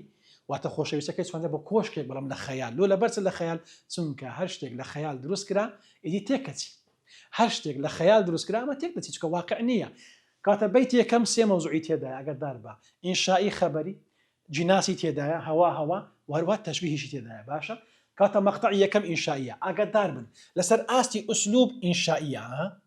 وهروها لەسەر ئاستی دەلالی زۆر گرنگە واتە عفوا لسا آستی واتە باسی دەکا ڕوخانی کۆشتی خۆشەویستی سقوط و صرح الحب وزواله باشە ببینە سەر مەقطعی دووەم لە مەقطعی دوم شاعر دەرآخر چۆن خۆشەویستەکەم لەبیرت کەم ئەی تو نەبوو یارمەتی منتدا ئەی تو نەبوو دەستی منت دەگرت ئەی تو نەبووی بە قسە خۆشەکان من فریودا کەواتە نەعوذ بالله دەیکاتە قیبلەکەی خۆی تو لە چێن دەربی من ڕوو لەوێ دەکەم کەواتە لە مەقطعی دووەم دیارە ئەمە نیشانەکانی خەبەریمان زیاترە لێ لەسەر ئاستی ئوسلوب ئەگەدار بە لەسەر ئاستی ئوسلوب دەرێن مەقطعی دووەم جملەی خەبەریە لەسەر ئاستی دلالی جواتە عدم نسیان الحەبیبیە دەرێ ناتوانانی لەبیریکە کەواتە لەبیر نەکەن مەقطعی یەکەم لەسەر دووشتان تعارضن یەک لەسەر ئاستی ئوسلوب ئینشائی و خەبەریە دوو لەسەر على المستوى الدلالي یەکەم سقوط صرح الحب ڕوخانی کۆشتی خۆشەویستیە لە مەقطعی دوم عدم نسیان الحەبیبەیە عدم نسيان الحبيبة واتناتواني لبيري كاتن مقطعي سيم أقدار بن أو آفرتك يا قصاندك بخو إبراهيم ناتية بلام لسر زاري آفرتك يا قصاندك كاتن مقطعي سيم مش دارا إنشائية ديري يازدا زور جرينجا ديري يازدا باشي صدقة آفرتك ديوي الرغبة آرزودك في فك الارتباط بالحبيب واتا آرزودك أو خوشويسة كوتاي بيبي ببتصري لۆ لە بەرچە چکە ئافرەتەکە واف کردەکات و دەرێت تو لە شاری و من لە گوندی و نەوە سارما بینمانە و ئەتۆ چ منت بەجی هێش و دەکاتە خۆشەویستی و هەنابی لە دووری لێ وا چاکە ئەو خۆشەویستە بپچڕ ئیبراهیم ئەگەنە دەبتە هۆکاری مردنمان بەڵێ کاتەکە بەیتی یازدە هات و لە خۆت نیشان کە بەیتی یازدە احتیفاضی بعهود ئەمن چۆن پەیمانێک پارێزم لە کاتێک کە تو نەت پاراست ئیبراهیم ئەوە باس دەکردن الرغبة في فك الارتباط بحبيب كاد يقضي عليه ئارەزوو دەکە ئەو خۆشەویستە کۆتایی پێبێ خەریکە لەبەر ئەو خۆشەویستە بەبتە هۆکانی لەناو چوونمان بەڵێ دەکەواتە بابێن پرسیارەکانمان هەیە پرسیارەکان چیمان هەیە و شەومانە گرنگە بەرێ گرنگە مامۆستا ئەرێوەڵە زۆر گرنگە ئەستەرح بنا الفەخم الکەبیر کۆشکێکی گەورە هەوا واتە سەقەتە بەربوونەوە ئەطلال دیارە ئەطلال واتە الآثار أو ما تبقى من بناء متهدم واتە پاشماوی کۆشکێکی ڕووخاوە ئەلجەوە واتە عذاب الحب جۆرێکە لە خۆشەویستی بە ئازار نەدیم جەلیسە هەندوو کەس پێ دەنیشن ساری ئەلماشی لەیلەن 2000 هاتووە لە وزاری ئەو کەسێ بە شەو دەڕوە معسەم ئەو معسەمە مەچەک موضع السیواری من اليد شوێنی باسنە لە دەست سانیش واتە